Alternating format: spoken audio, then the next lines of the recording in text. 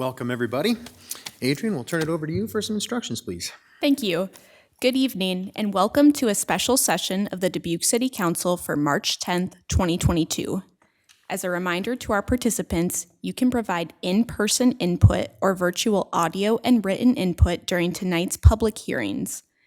Input options during the live meeting include: in-person attendees may approach the podium when the mayor asks if there is any public input for the public hearing they would like to speak to. Remote attendees can log into GoToMeeting using the login links, phone numbers, and access code that appear on the broadcast and live stream and posted on the front page of the meeting agenda. This option includes audio input and written chat input. If you are participating via computer, indicate which public hearing you would like to speak to in the chat function.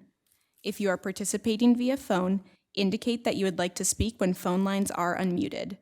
All phone lines will be unmuted during each public hearing, and city staff will determine the speaking order of the participants. All comments, whether in person or virtual, must be accompanied by a name and address.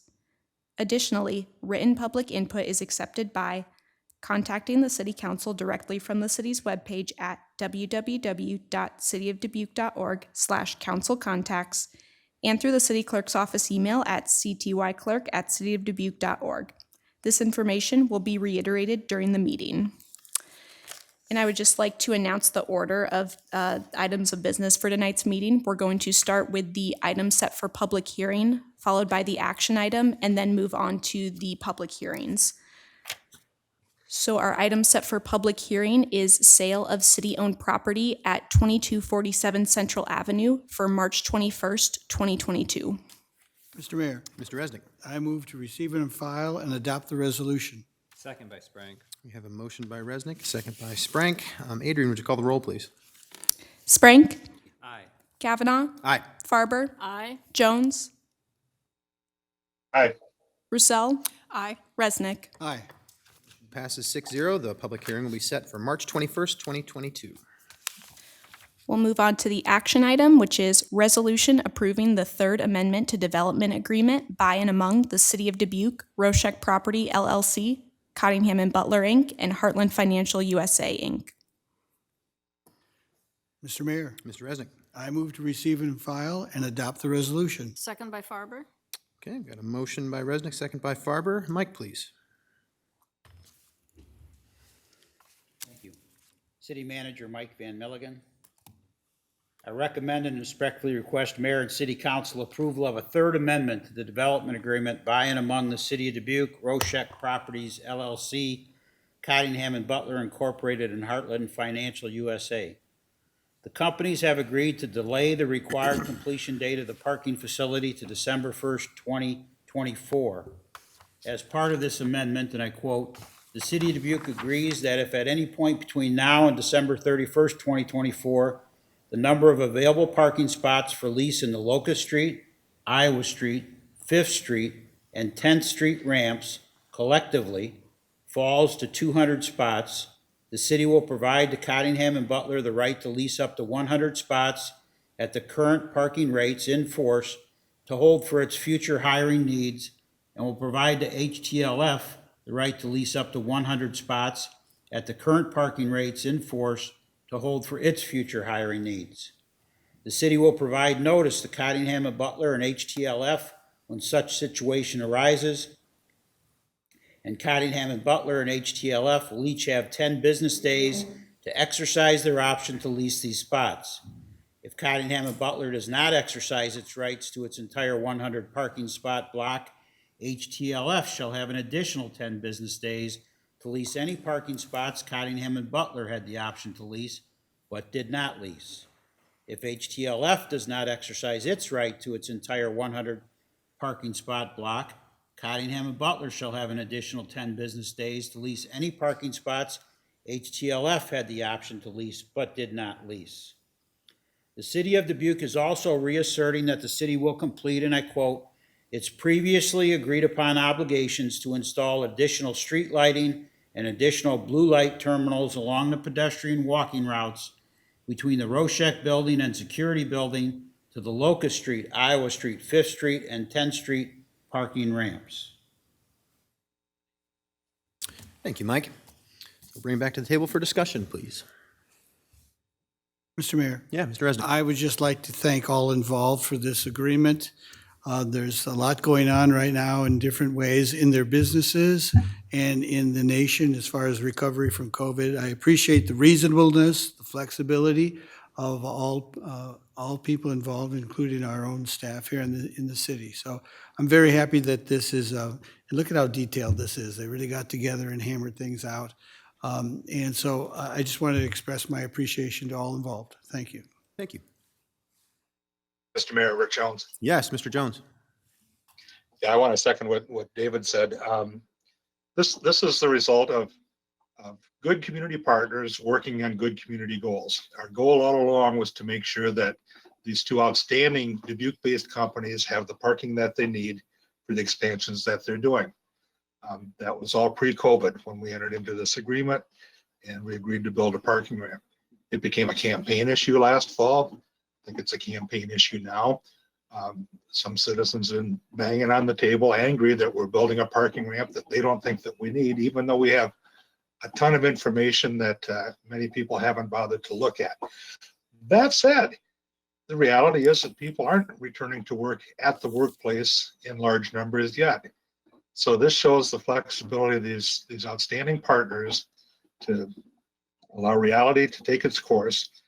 We're still committed to build a parking ramp within a time period, if nothing else changes.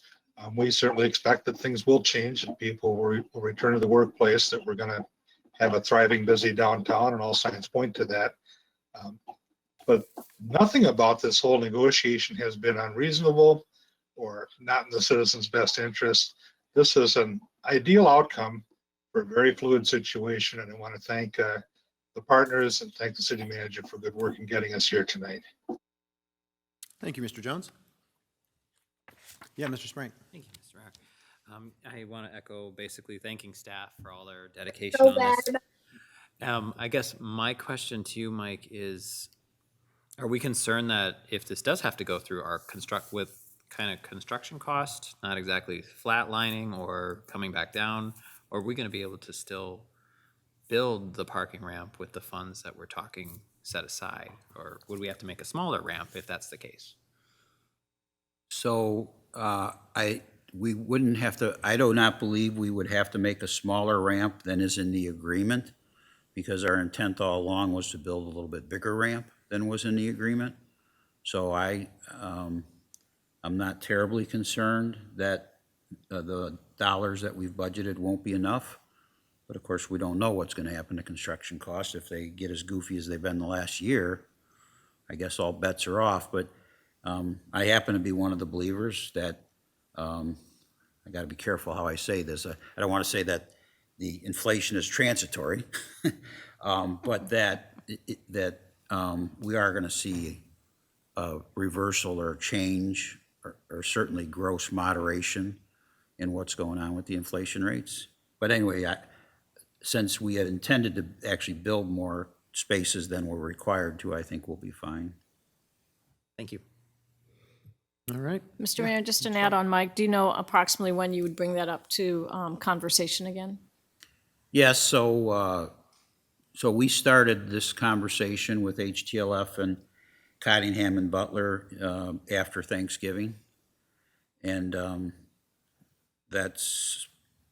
we'll probably do a little sooner next year, because waiting that late, I was cutting it a little close.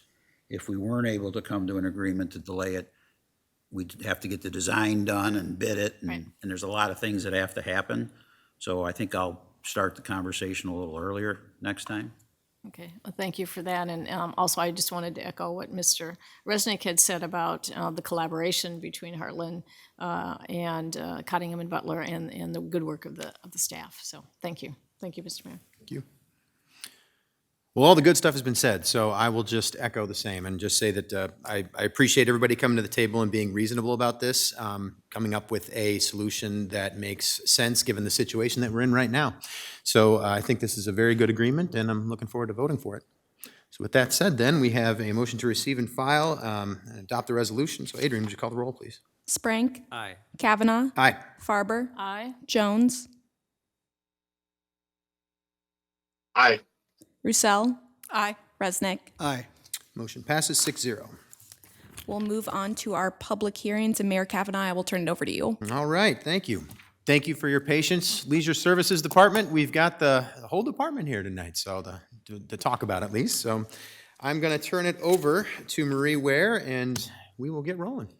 Thank you, Mayor. Marie Ware, Leisure Services Manager. Wanted to just take a moment before we started into each of the different divisions that we're going to talk about this evening in order to say thank you to all of the staff members that make up Leisure Services Department. Because of the way that we make these presentations, you kind of hear the different divisions, but Leisure Services overall is a group of people that work collaboratively across all of our divisions and are always helping each other out in any way.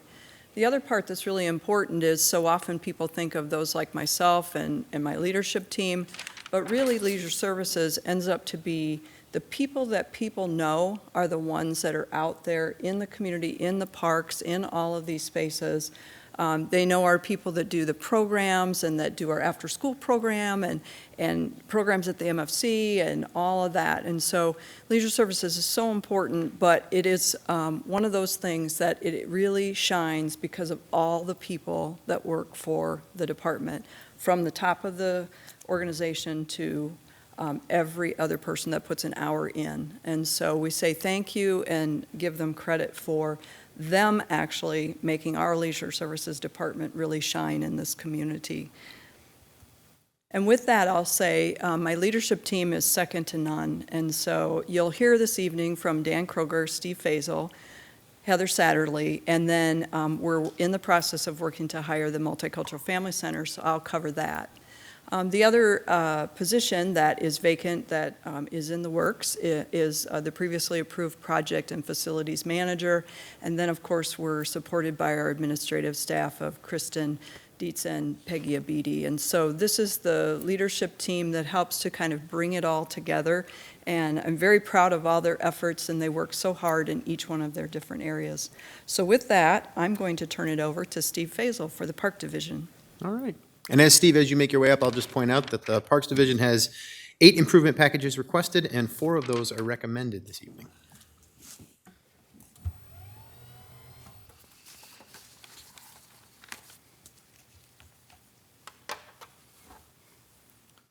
All right, well, thank you so much. My name's Steve Faisal, I'm the Park Division Manager. I'll be doing our budget presentation for the Park Division this evening.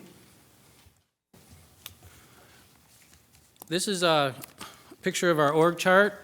We currently have 38.39 full-time employees in our division, which some of those positions are shared with the Recreation Division. We currently have 3 positions that are vacant, but we are working in the next couple of months to get these 3 positions full. I can tell you in the 9 years I've been here, we've never had a full complement of full-time staff, so I'm super excited that if by the end of the year we're at full staff, it's going to be a pretty amazing season.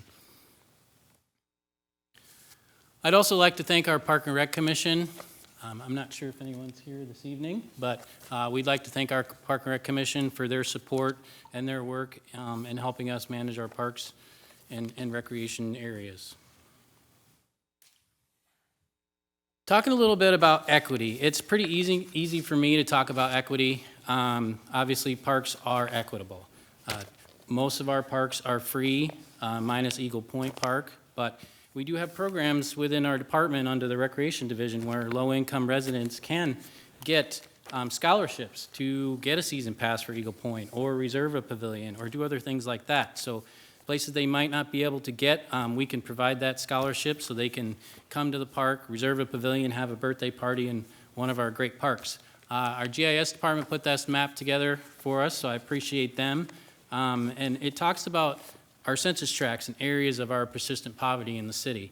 And as you can see, we have 20 parks and open spaces that are located within the areas of persistent poverty. And that's about 42% of our parks. We have 48 developed parks in our system, and obviously we also have green spaces and trails and other things, which I'll talk about in a minute. But it's good to know that within a quarter mile of these census tracts as well, there's another 16 parks. So we're up to 36 parks within a quarter mile of these census tract borders. I think that's pretty amazing. We've got some really neat places and spaces, large and small, that everyone can enjoy. So we are very equitable, and we continue to try and keep our parks well-maintained and looking great so people can enjoy them. So I'm going to talk a little bit about some of the areas we have in our Parks Division. A lot of people say, you know, what do you guys do? What do you do? And we have so many different activities in our department. It's pretty amazing. And I have amazing staff, a great team that are highly skilled and to do what they do. And you see their work every day, whether you're driving down the road or you're out in the community watching. You most likely will see a green truck that says Park Division on the side of it. One of the great things about our parks and trails is we have seen increased level usage. It continues with the pandemic. More and more people want to get outside. Our trails are being more heavily used. Our parks are being more heavily used. We've had a great campground season the last 2 years. We've been open, and hopefully we'll be open again next month. So that's pretty exciting for us. And people have really begun camping more, getting out more. People have been buying RVs and things like that. So we've seen a lot of new clientele coming through our community. And part of that is because it is a destination, and we provide some pretty amazing places. Another activity in our division is trees. We have a forestry activity in our department that's responsible for all of our street trees, as well as all of our park trees, and also trees on other city properties. And I'll talk a little more about trees as we get through my presentation here. Flowers and landscape beds. There we go. Flowers and landscape beds is another activity in our department. Our horticulture department is very active throughout the year. Like I said, most of the time you'll see our plantings out and about throughout the season. We hang about 350 hanging baskets twice a year, whether it's the Riverwalk, the Millwork, or the Bee Branch Creek Greenway area. And then we also have landscape plantings in lots and lots of spaces. And our horticulturists, we have our own greenhouse, as a reminder, up behind the Ham House, which our horticulturist grows thousands and thousands of plants. And it's a pretty amazing sight to see. Our greenhouse is filling up, so it's feeling like spring up at our shop. So it's kind of exciting. Other places and spaces that we talk about are our gateways and corridors. We maintain a lot of spaces. So as you can see here, the Highway 20 corridor from Locust all the way up to Devon Drive on each side of the highway. We take care of a lot of the landscape. The Bee Branch Creek Greenway, the Locust Street connector area. Obviously, we have a heavy presence in the Port of Dubuque. We have signs and areas that we take care of throughout the community that sometimes people don't know we take care of those, but we do our best to keep them well-maintained and looking good for entry points coming into the city. Some additional areas that we also maintain are our industrial centers. We maintain the Bergfeld Recreation Area out, Industrial Center West, and also a lot of the turf maintenance and some stuff out at Technology Park on the south end. So we're on both ends of town doing work in those industrial centers to keep the trails open and the spaces well maintained. And we also take care of downtown and Main Street, Town Clock Plaza, and other Millwork District and other areas downtown. So I talked a little bit about that. I apologize for not going to that slide. So here is our requested property tax support. Our budget for fiscal year 23 is $3,726,876, and that is an average cost to the homeowner of $55.28. So I'm going to cover a couple highlights that we've done in the last year, just to highlight some amazing things that have happened. Last Memorial Day, we rededicated the Veterans Memorial Plaza on Chaplain Schmidt Island. One of the great things about this project, it was a $3.2 million project, and it was 100% funded by the DRA. So the DRA worked diligently to fund this project. It's a pretty amazing space. It continues to get amazing, and the DRA has also agreed to reimburse us for maintenance. So any maintenance we're doing to this new facility, grass mowing, plant replacements, irrigation repairs, things like that, we will be reimbursed by the DRA. And they've got a lot more projects coming on the island that I'm sure you're all aware of. Another project that you might not necessarily know about, but we did receive a $200,000 REAP grant, which is a resource enhancement and protection grant from the Iowa DNR to do some ecological restoration work out at Four Mounds. Some people don't know that Four Mounds is actually a city park. It actually is owned by the city, although it's run by the Four Mounds Foundation. And that was another great project over the last couple of years, as you can see, reestablishing some prairies out there and really making that place another destination within our city. We also, last summer, replaced the roof at Eagle Point Park Bridge Complex, a rather large cedar-shake project. It was very important for us to get this done to make sure that we can continue to maintain our historic structures. And we also were designated as a Tree City USA. Their assignments are about a year behind, so although we got our 20-year plaque last year, that was actually for 2020, and I actually received notice today that we are, again, for 2021, designated as a Tree City USA. So exciting things are happening. And there's that. Sorry, I keep forgetting to push the button. All right, so a couple other things I wanted to chat about today is some of our partnerships. So we have an amazing partnership with our Dubuque Trees Forever group. I'll talk more about some stuff as far as Emerald Ash Borer, but we planted 229 trees last year. 152 of these trees were planted by our Dubuque Trees Forever group. That totaled 658 hours of volunteer time, and they also spend a lot of time in the community, over 100 hours of public engagement, having a table at Farmers Market and at the Sustainability Fair. This is a pretty neat photo. It's kind of hard to see, but there's a lot of people in this photo. Our city manager's in this photo. We have some employees from the airport in this photo. We have Park Division employees. We have retired Park Division employees. We have some firemen. We have Councilmember Rousseau.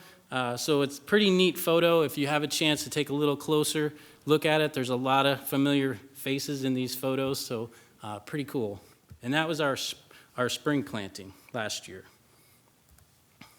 And one of the other projects that they also did is they want to help us with more than just trees. So we did a large project, partnered on a large project where the city purchased the mulch, and they gathered a group of citizens and people, and they came out and they mulched all the trees, all the tree rings in the Bee Branch corridor, basically from Garfield all the way to 24th Street.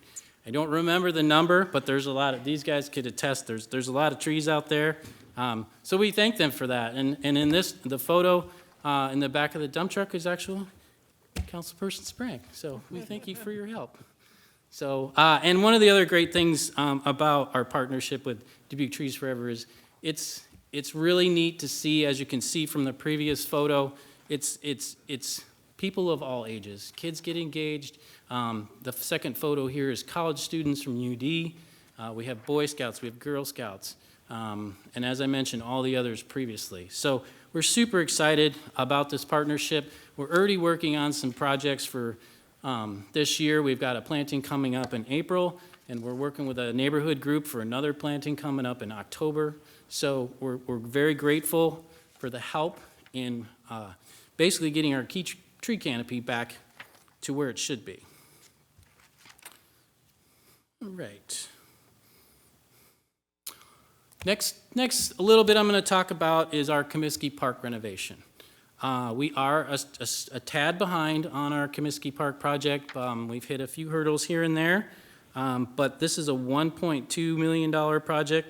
It started as a $1.2 million project, and I'll talk a little bit more about the funding in a few minutes. The major components of Phase 1, as you can see, mostly are the splash pad, the playground, and a new basketball court. There's also some native seating included and some sidewalk and landscaping.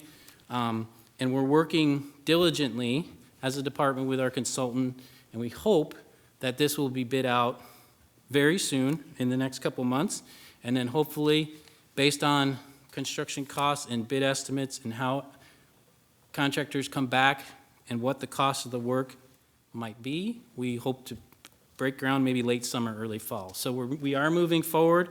We're finishing up the hurdles through our grant process. I think it's important to note, out of the $1.2 million project, about 700,000 or so, actually more than that, is grant funded. So we were able to get a Land and Water Conservation Fund Outdoor Recreation Legacy Grant for $508,000. We recently received an America in Bloom grant for $25,000. Wellmark has granted us $100,000, and we have some community development block grant funding in the amount of $278,000. So that adds up to about 900, I think about 900,000 if my math is correct. So we're super excited to keep this project moving. In this slide, what I want to highlight is this is phase 2. What you see inside the red is phase 1. So phase 2 consists of parking lot, additional basketball courts, additional shelters, some additional landscaping, and improving our playing field. As we know, Dubuque's not flat, so we're really trying to get a large, flat play space for soccer and other groups that can use that field to come.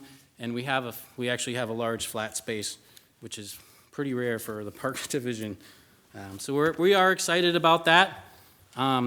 We don't necessarily have a timeline for phase 2 right now, but we're working to get phase 1 going, but we're excited to move forward after that and get going on phase 2.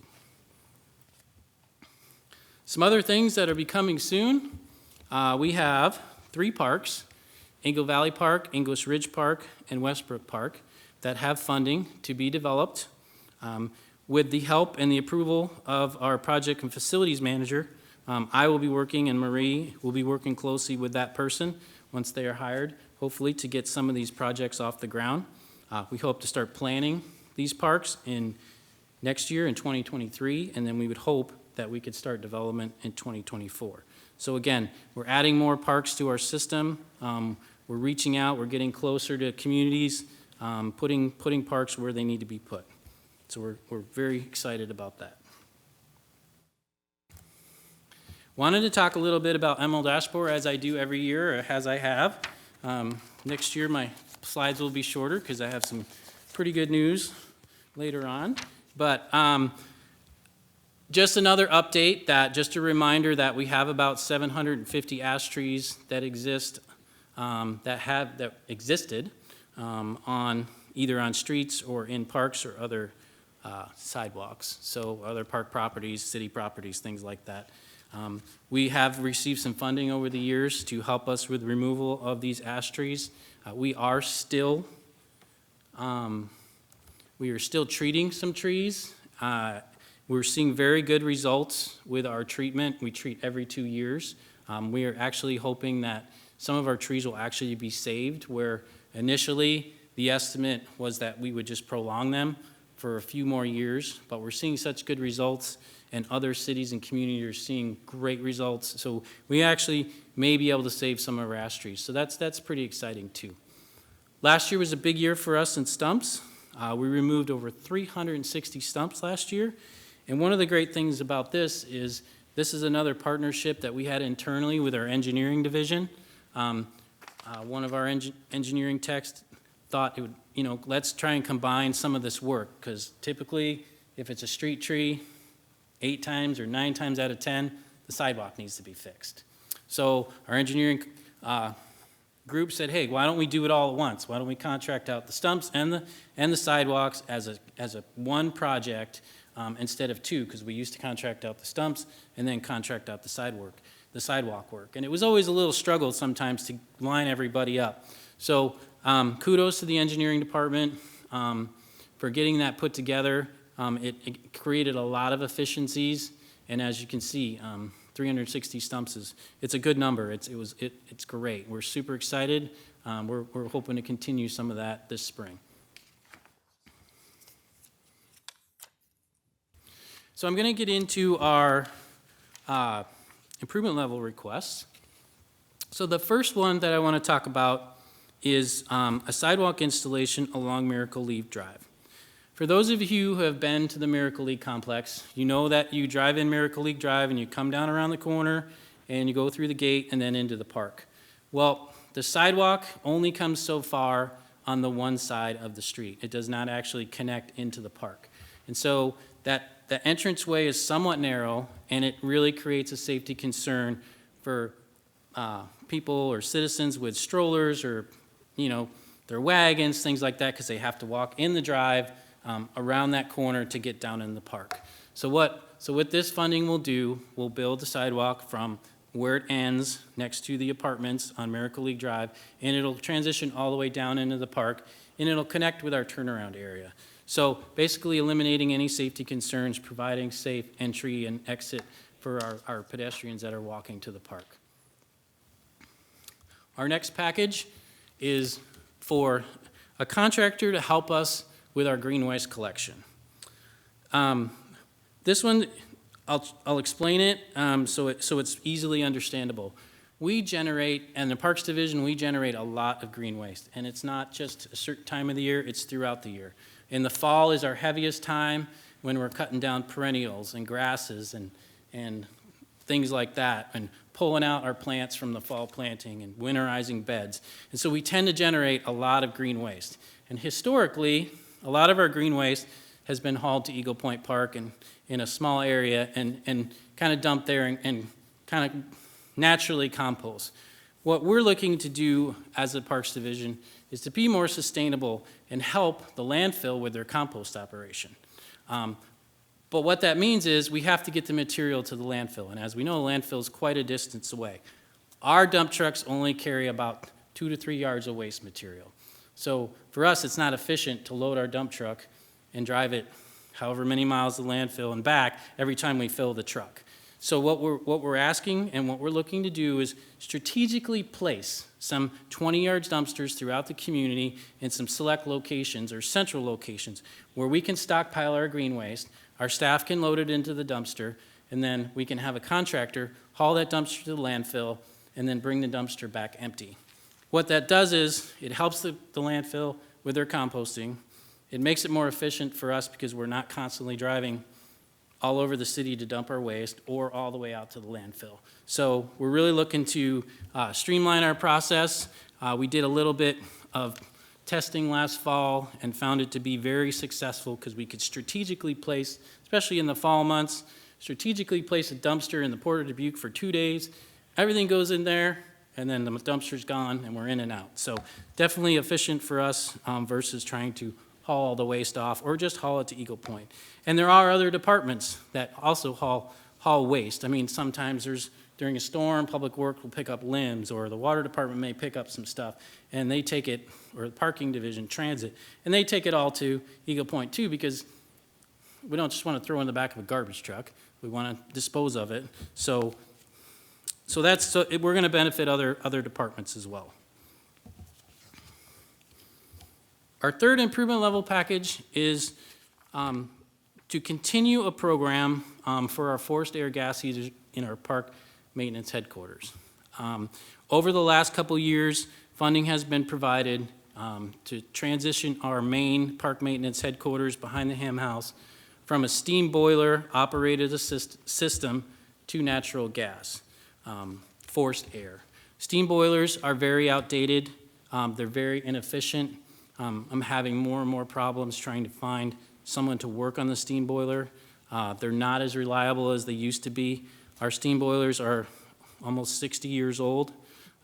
So we've started a program over the last couple of years and have received funding to start transitioning the greenhouse first, because that uses the most heat in the wintertime, because we start planting plants in end of January and beginning of February. So we need to keep that greenhouse warm. So what we're hoping is this will really put a dent in our park shop areas. There's a few shops that are also next to our greenhouses, and this will really help us transition. And we hope to save, over time, we will be saving money in natural gas. And as we all know, with the cost of higher grass prices, our return on investment could be sooner than later based on what's happening right now. And I thought I'd throw in this picture. I thought it was a kind of neat picture. It's not related to the air, our heaters, but that's actually a drone photo of our arboretum. And I thought it was kind of a neat picture. Our engineering department's been out doing a lot of drone footage for us, and I thought that was kind of a cool photo for just to see everything that the Arboretum does. And that's not a space that we maintain, that's a space that the Arboretum maintains. So just thought it was kind of a neat photo. Our last improvement package is for us to update our trail plan. A plan was created way back in 2008 for our trails and has not been updated since. What this does is this will help us get our trail plan back on track. The Imagine Dubuque plan calls for action to link neighborhoods and communities via trails. So the $5,000 that you see here is the city's portion. We're going to be partnering with Dubuque County, Asbury, and DMATS, and East Central Iowa Authority, I think I got that right, will be leading the charge and the consultant in charge of this project. And one of the neat things about that is that Laura Karstens has been doing some work for them, and she'll be leading this charge as the consultant. And she's very familiar with all of our trail systems.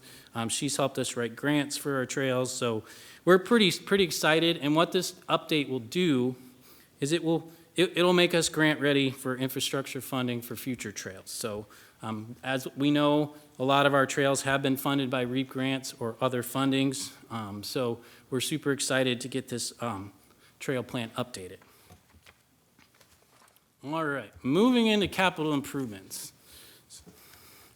I'm going to cover most of these individually, just so everybody has a clear idea of what each one is. The first one there is our comprehensive parks master plan for $208,000. We currently do not have a master plan for our park system, and there has not been one written. And this is really critical for us to establish, what needs to be repaired, what needs maintenance, what's future development look like, where do we need to make improvements. This will give us a clear idea of what we need in our park system, and that'll also allow us to say, okay, here's a priority, we need to budget for this sooner than later. So we know that in the Parks Division, my CIP projects, I tend to have a bunch, so it's really starting to figure out how do we prioritize and what are we looking at? What are the trends? What do people want to see? What do people want to do? And some of that relates back to Comiskey with our first splash pad. So we were super excited about that. So this will really help us get a plan in place that when we have something to follow for futures. And I think it's going to be really cool. We also have some low to mod income park improvements, and most of this is all community development block funding. We anticipate that FY23 money will help us with phase 1 of Comiskey build out, and then also if there's any funding left over, we will look into how we can use it for phase 2 or another amenity possibly at Comiskey. So we're excited about that. And I'll drop to the last one quick because as you can see at the bottom, we are asking for $496,000 for Reimagine Comiskey. So that funding is for phase 1. As we all know, construction costs and materials have gone up significantly. And we started at $1.2 million as our budget, and now our estimate is around $1.6 million to complete that phase 1 project. So that's why we're looking to add some additional funding so we can make sure that phase 1 is done correctly and it's done right and everything's in really good shape when we get ready to be done with that. So bumping back up to our ash tree removal and street tree program, that funding in FY23 is really focused on tree planting. I'll talk at the end about our ash tree progress in my performance measure, but this funding is to continue to provide for trees, and it's great because, as I mentioned earlier, we have our Dubuque Trees Forever partner that can help us get these trees planted and get our urban forest back to where it should be.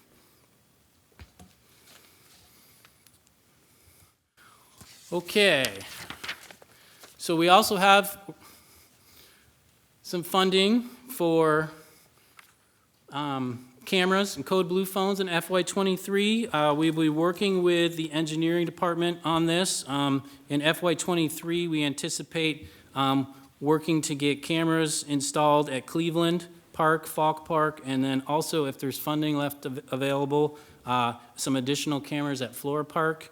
We have a couple cameras at Flora at the skate park, but we did have quite a bit of vandalism last year at Flora, so we're looking to, we do have some infrastructure already there, so that'll be nice to just add some additional cameras there. So that's what we're hoping to do with the funding for that. Replacement security lights, we're getting close. This has been a CIP for a few years over time. Basically, we're really trying to replace all of our lighting, our security lighting, and over to LED to save some funds. So we're getting close. We're really close. We're really close. So I'm hoping maybe this may do it, but if not, we may need a tiny little bit more to finish up getting our security lights switched over to LEDs. Another project is $10,000 for some retaining walls. Mainly this funding is to help us, as I mentioned, we're a hilly city, so we have some issues in some areas where there's some steep slopes where mowers can't necessarily safely mow grass. So we're evaluating where we can install some retaining walls, build those areas up and have flat spaces, so our mowers aren't sliding down the hill or it's not unsafe. So that's what that funding's for. So we have some previous money in our current CIP, so we're starting to look at where's the best place to start with those. The last two are replacing some water lines at Murphy Park and Eagle Point Park. We did start with some work at Eagle Point Park a couple years back. This funding is funded with the Water Construction Fund, so we'll be looking to get both of those parks, continue replacing those water lines that have started to fail in some places. So I know I'm saying exciting a lot, but it's exciting. So my staff is happy to be, hoping to move forward on some of these things. So kind of great. Some additional Eagle Point projects, renovate the Shires Memorial Pavilion. The ceiling is starting to fall and we have a little bit of an issue with the tile roof. So we want to do some renovations to keep that historic structure in good shape. Stonework, which is mainly related to our bridge complex. There's some tuck pointing and some issues that over time, the tuck pointing needs to be fixed, some stones need to be readjusted, so there's some funding for that. We're looking at paving some parking lots in Flora Park. We're going to start with the tennis court lot by the pool. We know that that's our worst lot that we have up there, so we're going to start with that and try and get some paving done up there. We also have a roofing project at the Matthias Ham House with our partner in the Dubuque County Historical Society, where they're responsible for the inside of the building and we're responsible for the outside. They had a complete study done of the building inside and out through some grant funding they received. So we need to work on getting another cedar shake roof replaced. So they're an amazing partner to work with. We work very closely with them to make sure that we're both on the same page and we're fixing what needs to be fixed in a timely manner. And then the last one is replacing our playground unit at Madison Park. It's probably close to 30 years, and we continue each year to try and replace one or two so that we can continue to upgrade our park systems and our playgrounds. And usually when we upgrade our playgrounds, they are also updated with the poured-in-place rubber. We eliminate the mulch, that we have a lot of problems with weeds and decay, and you constantly have to replace the mulch. So we're switching to the poured-in-place rubber. We have that in 2 or 3 of our facilities now, and we've seen really good results over the last few years, so we're super, super excited about that. And then, almost done.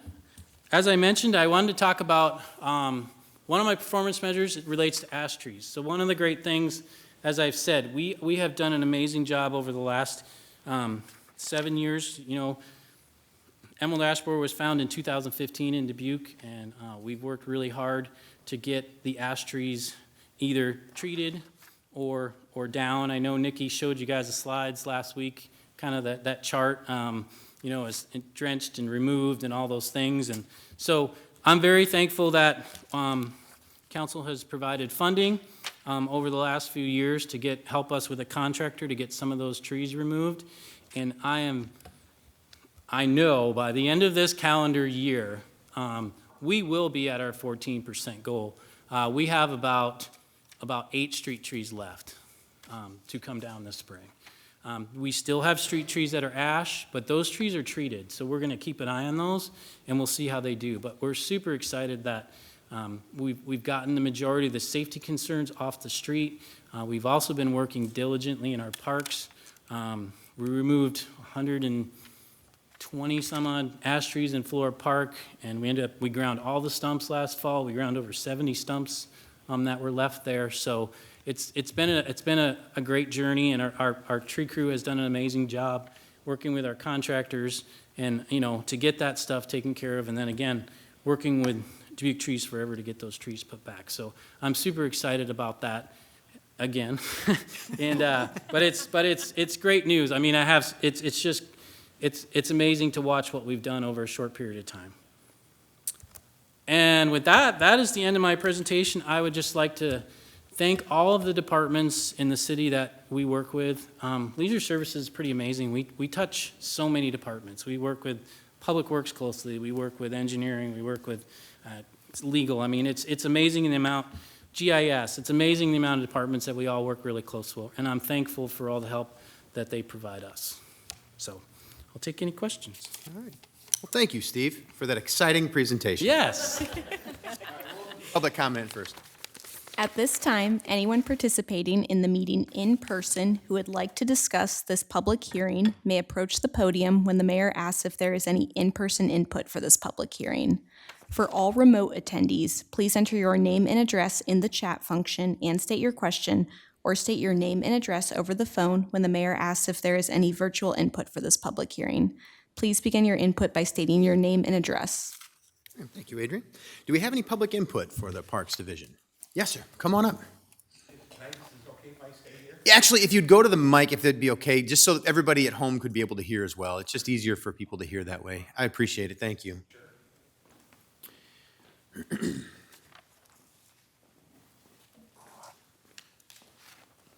My name is Tom Green, and I actually work at Eagle Point Park, and my question is for Steve.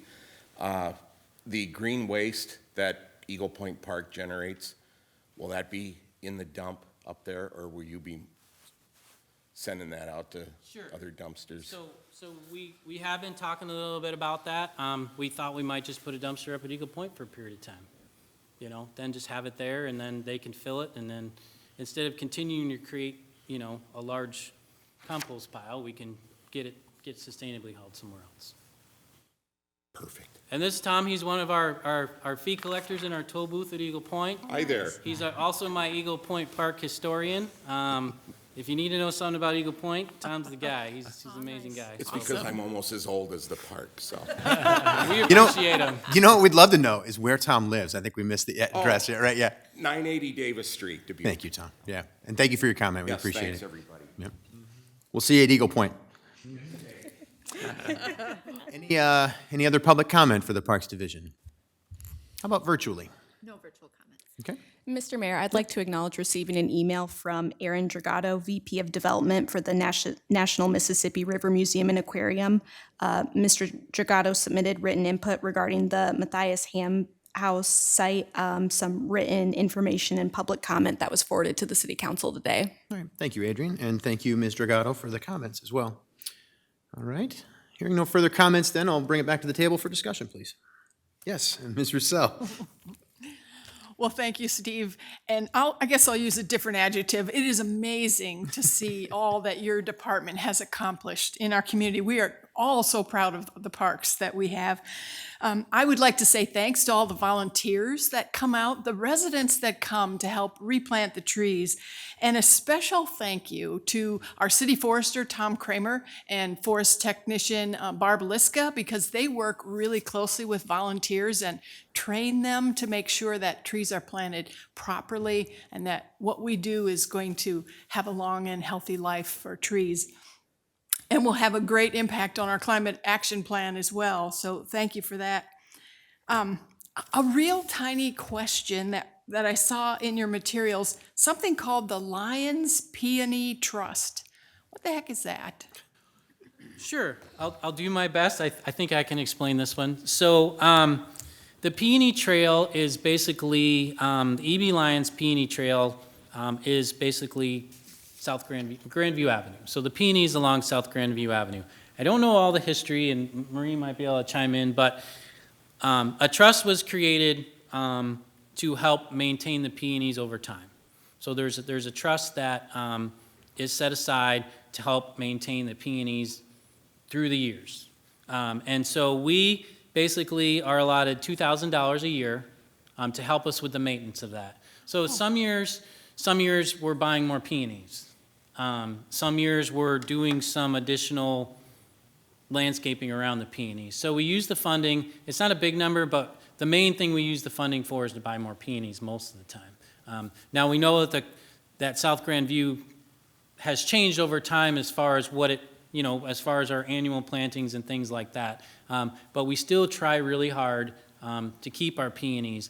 And one of the struggles we have, and I'm thankful we have that funding, is the sanitary sewer runs right down the middle of that boulevard. So every time there's a problem with the sewer line, they have to dig in that boulevard.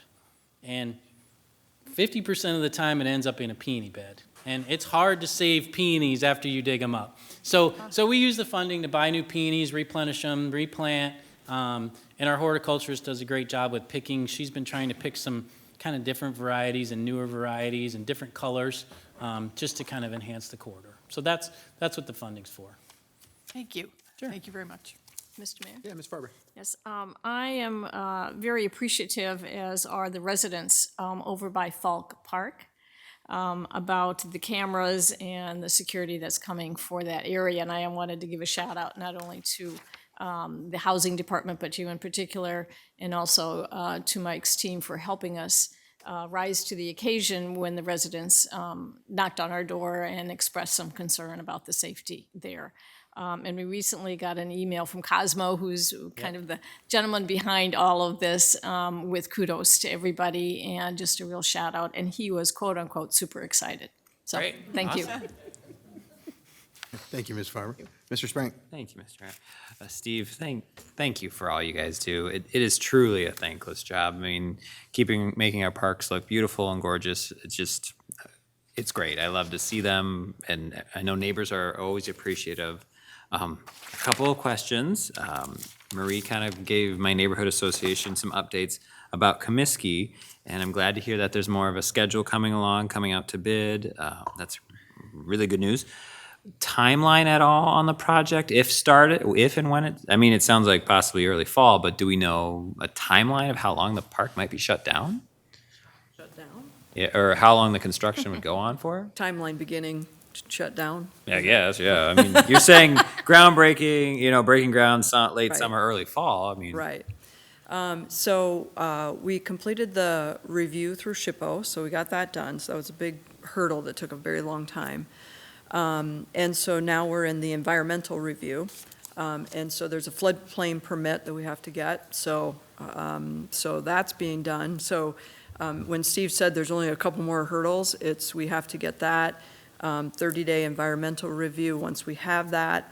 And then as soon as that's done and we have clearance through HUD, then you'll see the first possible time we can get it on your council agenda, it's coming. And then, as you know, it takes 3 council meetings to be able to do a major project. So, by the time you add all that up, you've probably got 2.5, 3 months. That's as long as all things go as planned. So then, we'll bid the project. We'll let those contracts as quickly as we can. Let that contractor start as soon as that they can. It'll just depend on when that start is for whether we can get it done completed within this year, but there's always this chance, and particularly because of supplies, there's this chance that it'll go into that next calendar year in order to be able to finish. But we'll put the pedal to the metal as quick as we can as soon as we have those clearances. Thank you. And then one more about the 3 new parks, which I'm also appreciative of, because one of them is in my neighborhood. So are you thinking of doing something similar to like the Reimagine Comiskey Park? How that project worked, how we got neighbors together and, because it was a really nice we buy will be into the doing community. any park development, we'll be doing a ton of community engagement, absolutely. We did the same with Creekwood Park in Timberhurst Estates. We had 2 or 3 public input meetings. The community actually picked the playground that went out there. So yes, absolutely. Yep. Right. Thank you. All right. Mr. Resnick? Yes, Mr. Mayor, thank you. First of all, you probably know this, but when people say, "We love Dubuque," I think they love being outside in Dubuque. The built environment is wonderful, of course, but of course, your division provides all these plantings and really makes it beautiful. So oftentimes when people say, I love Dubuque, I think about the outside and all the great work that your division does. My question to you is the playground apparatus at Madison. So what's the plan? I know it's been a few years since my kids climbed all over that, but is there a plan to reuse, recycle, to give it away? Is there any useful life in it, even though it's not going to take the heavy abuse of hundreds of kids? Do we have a policy or a plan for those slightly worn playground apparati? I'm going to let Marie answer that one. Thank you. Marie Ware, Leisure Services Manager. We've had that question come up before when we've replaced other playground units. The challenge is, of course, as you all know, there's liability concerns. The minute that you start to take apart a piece of playground equipment, a manufacturer's like, there's nothing that covers it at all. The other piece that you have to think about is the way that they're constructed. So each one of those poles has how many different places it drilled in. And if you were to take it all apart, try and put all of those connectors and drill and make it all work again, the chances of getting everything all back together again are probably pretty slim. But the bigger issue with it really is the liability part of it. We would be taking it, and then that liability, they could, even try and come back to us, even if we were like, no, it's not us. It's sad that you have to do that, but most of the time with these play units that we have, I think Steve would tell you is that a lot of times that plastic that covers the steps that you go up on and whatever, the reason why we're getting, why it's no longer in our system is because that's worn or starting to chip or having age on it. We a lot of times you'll see a lot of scratches and a lot of dents and all kinds of things like that as well, just from its regular use. So typically by the time we're done with them, even though they still might seem like for a residential use, they would have life left in them, there's enough hurdles for us that they basically go to the recycle, the steel and things. All right, thank you. And I'll add to that too, that what we found recently is as our playgrounds that we're replacing average between 25 and 30 years old, we're unable to get parts. So what we found with our older systems, if, like Marie says, you start taking them apart, they're plastic. If the plastic cracks, you can't just call the vendor and say, oh, I want a replacement piece.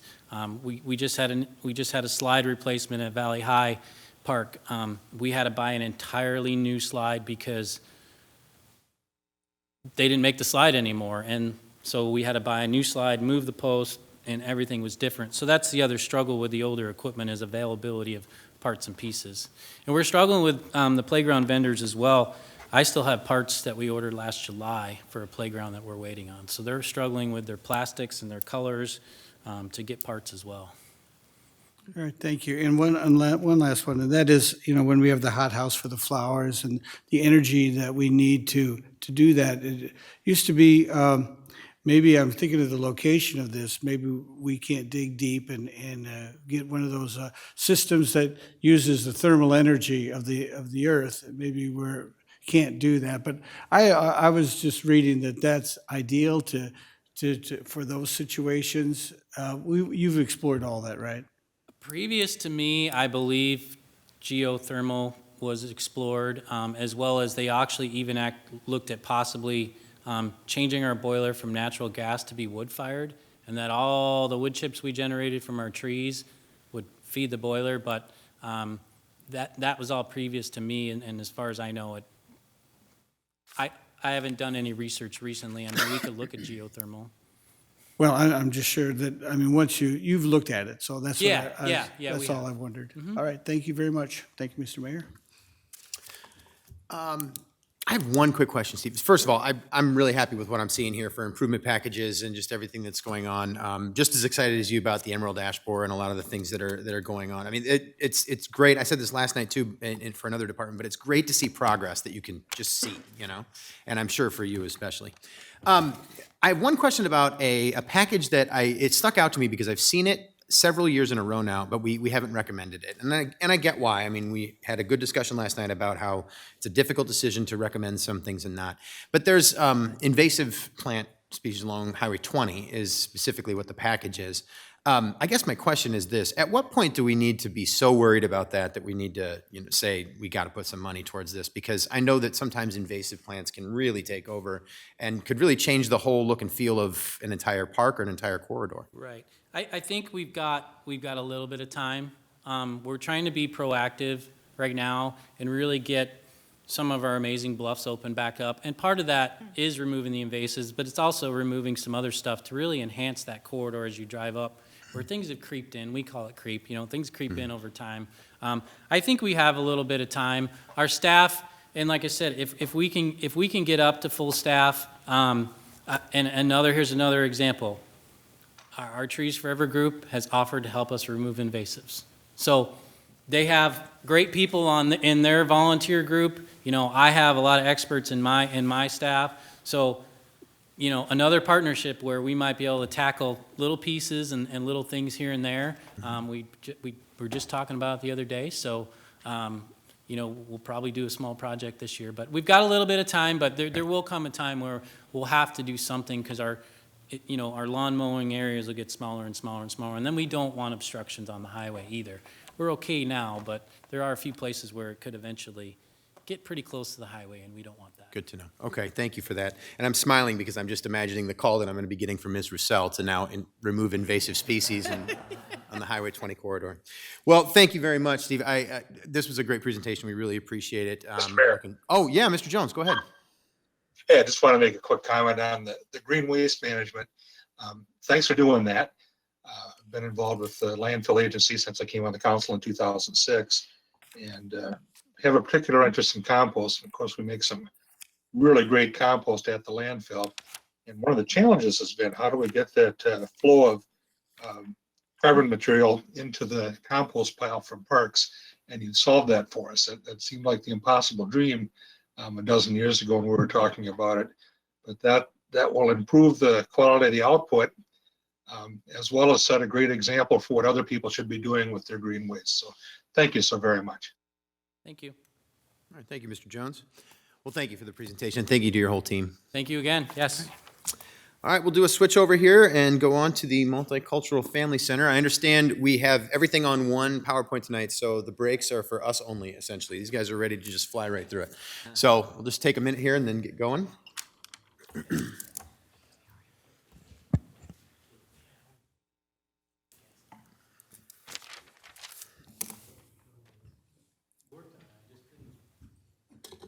like the only time of the day that I actually hydrate.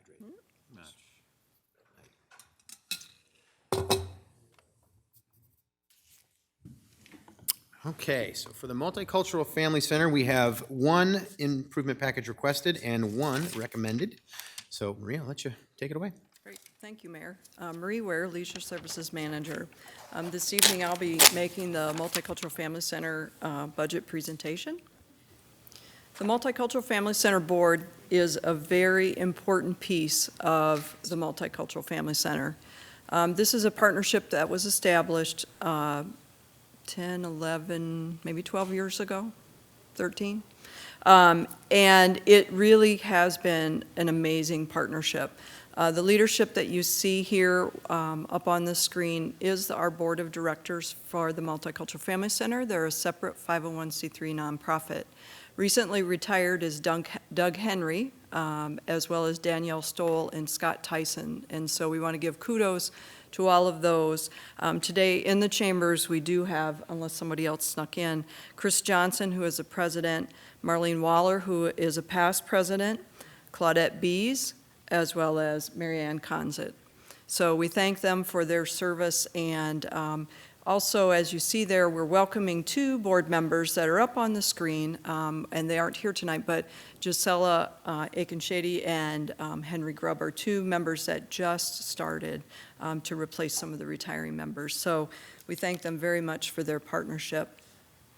The mission statement for the Multicultural Family Center is a mission statement that was established by the board, and that we also work together with them on that mission statement. So empowering all families, community members to reach their potential and build unity through diversity, equity, and inclusion.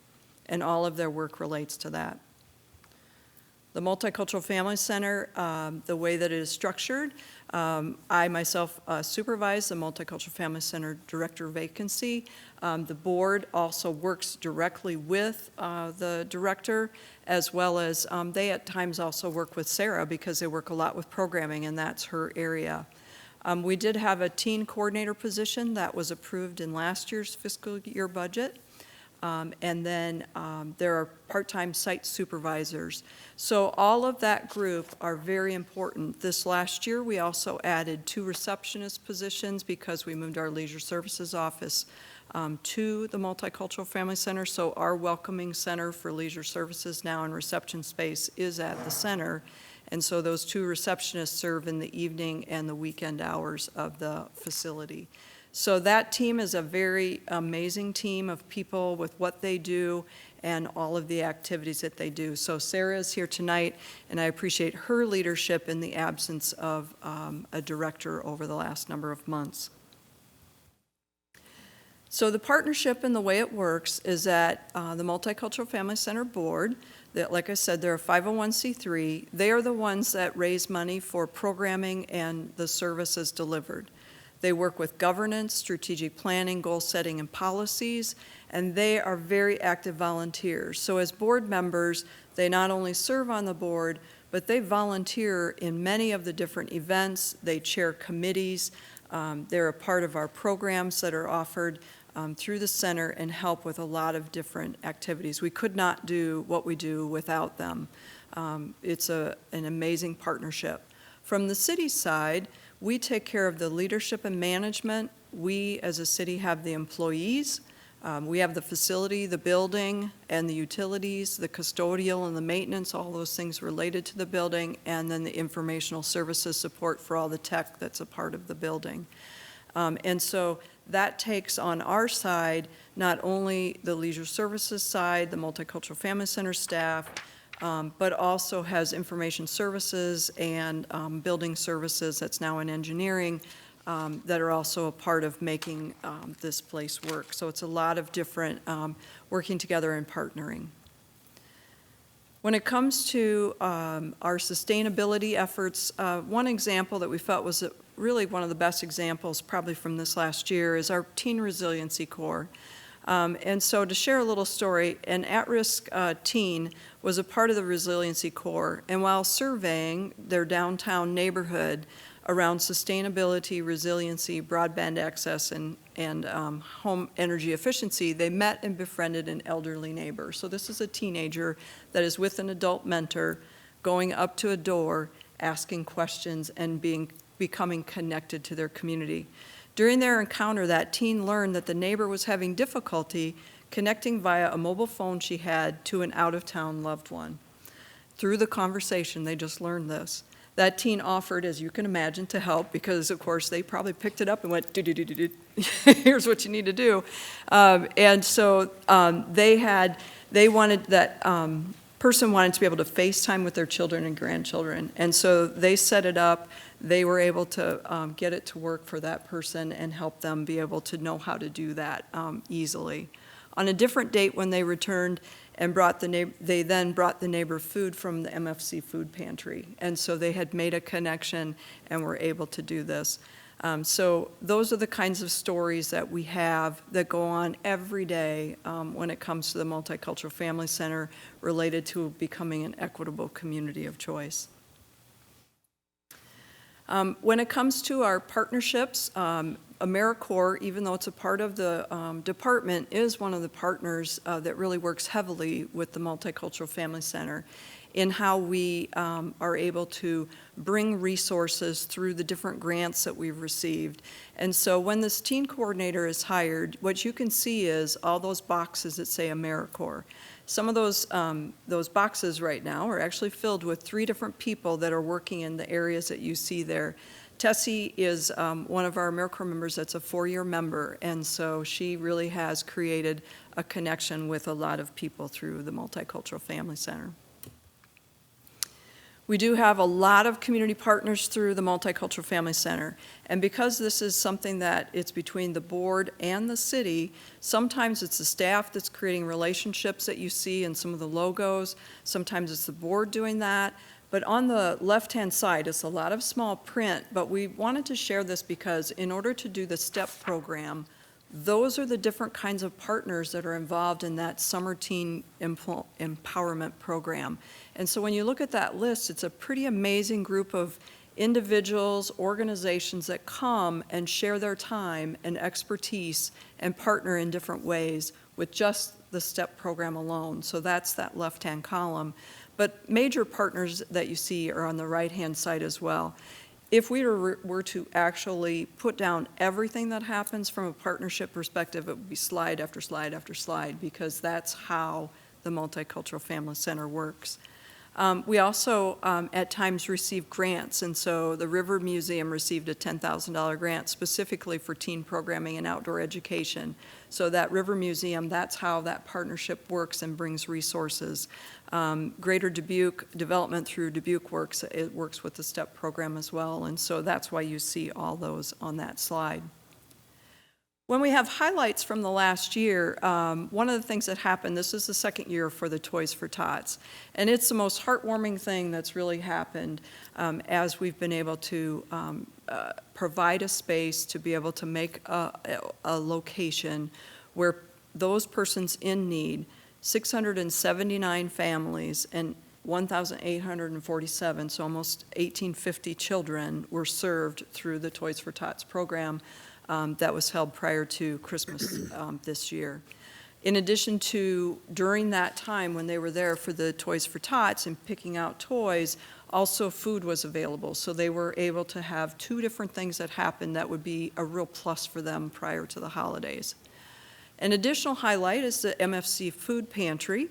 The Food Pantry is something that is a partnership with St. Stephen's Food Bank, and it, this last year, has provided food to 336 unique families throughout the year. And so another way that the Multicultural Family Center is reaching out, and with Mary Ann here this evening, as well as some of the other board members, I've seen them, and they are ones that are at the food pantry helping, whether it's dividing up the food the day before, helping to bring food out to the cars.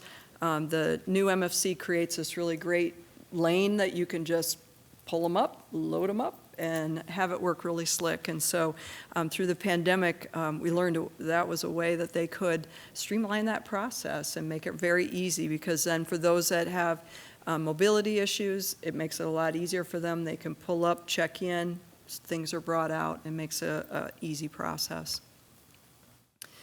So the team effort between, one of the things that happened this last year is during STEP there was a career fair, and it was a municipal, it was a City of Dubuque Day. So we brought all the 15 different departments, we, as in collectively we, brought 15 different departments to a STEP career fair. 2 different sets of groups, one in the morning, one in the afternoon. Those city employees interacted with those teens so that they could learn about their job. And so when you see in the picture, you'll see different members of our team, and even the city manager was there teaching the youth, those teens, about what are opportunities for you that you may not have ever considered. And you can see the quotes from the teens.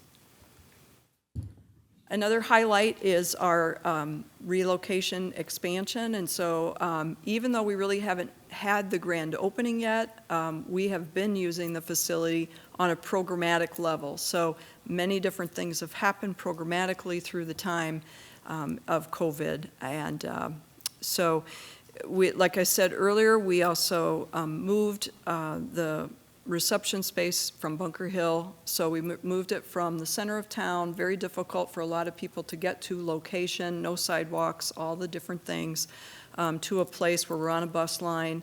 You can easily stop in and take care of your business there as well.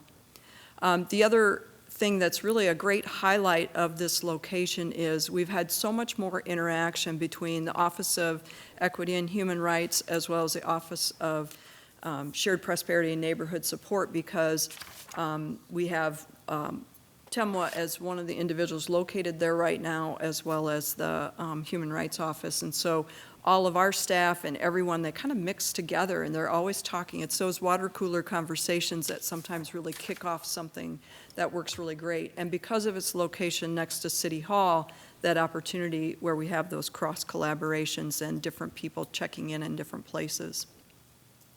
The summer teen programming focus of the Multicultural Family Center is really one of its keystones. When we went, we had a really, as Sarah says, rockin' and rollin' program, basically, right before COVID starts. Jackie and crew had really, Jackie Hunter, our previous director, really had helped to grow the program with the help of all this and support of all the staff. And then we hit COVID. Close, sorry, y'all need to stay home. And so really they've been in a rebuilding process, and what's really exciting is right now we're gearing up for STEP program again. We did one through COVID. We're gearing up again. We have tween time, teen hangout time, teen nights, summer teen evening programming as well. And so that whole series of things is now really coming back and coming back very strong. The activities that they do are pretty amazing. I asked what their activities that the teens enjoyed most. They went to and one of the things is that we're introducing young teens to things they never would have had the opportunity sometimes to go do. And so Back Pocket Arcade was one, of course, you can imagine that they really loved. Traveling educational animals from the National River Museum. And so owls, birds of prey, snakes, all those kinds of things are being introduced to those at a close-up level. There was a sleepover in the center, a lock-in one night. All of the staff were there, so it was a good, safe event, but it was a real special thing for many of them. Drag Queen Bingo was something that they did. The Golden Dragon acrobats from the China performance at University of Dubuque. So we took them over to University of Dubuque so that they could see the Golden Dragon acrobats. Something a lot of them would never have been, had the opportunity to do. And then kayaking. And so it's all kinds of different activities, and so that is one of the major pieces. When we look at teens, we focus on 4 major areas: their career and workforce readiness, and so you see the programs. Those are things where we're bringing people in to talk about financial literacy. DUPACO has been a part of that. Money management simulators, household budgeting, entrepreneurship, scavenger hunts through downtown, looking at resumes, applications, job performance, communication styles in the workplace. It's that whole workforce readiness. What are the things we need to do to be employable? We work in the social justice and advocacy with the teens. So with that, Black History Month has always been a focus. They did a field trip to see a movie, Selma, and then they had discussions around that. LGBTQ plus terminology bingo. They partner a lot with Hillcrest Family Services on these things, community building, and then cultural nights that we even bring to the teens of like Spain and Dominican Republic were 2 that they had. From a well-being standpoint, one of the things that we know is that not only were the adults affected, but the teens were very much affected by COVID. They're a social group, obviously. By the time you get to a lot of times that age, that's one of the things that's very important to you. So the brain health and working in those areas, but they also really focus on things about relationships, so consent, boundaries, healthy relationships. Hillcrest came and talked about that, access to healthy food choices with the Washington Neighborhood Garden. They do a lot of, we have a beautiful kitchen, they do a lot of nutrition and health, meal prep, food labels. What about fad diets? Really talking about those things that are important for teens to learn about. And from an educational perspective, they're just starting working with the Black Heritage Survey. They worked with historical baking with the National River Museum, so just something very different. And now they have also been working on discovering your roots and genealogy and those kinds of projects. The Teen Resiliency Corps, as I said, has been a very important addition, and we're so blessed to have Gina Bell working with the MFC with this program. And they all work so well together between all of the staff. And this program is something that now people are really taking note about what we're doing here. Gina and Sarah are going to go to GARE, which is the Government Alliance on Race and Equity Conference, and they'll be presenting on what they did and what the findings are and what happened and what the positives were out of that. And then they'll also be talking to the Iowa Parks and Recreation Association here in the next week or two when they're here in Dubuque. Cultural programs have always been a highlight of what the Multicultural Family Center does. And even though we kind of had COVID and coming out of COVID and during this pandemic, what do we do? But there was a number of events that did happen in different ways.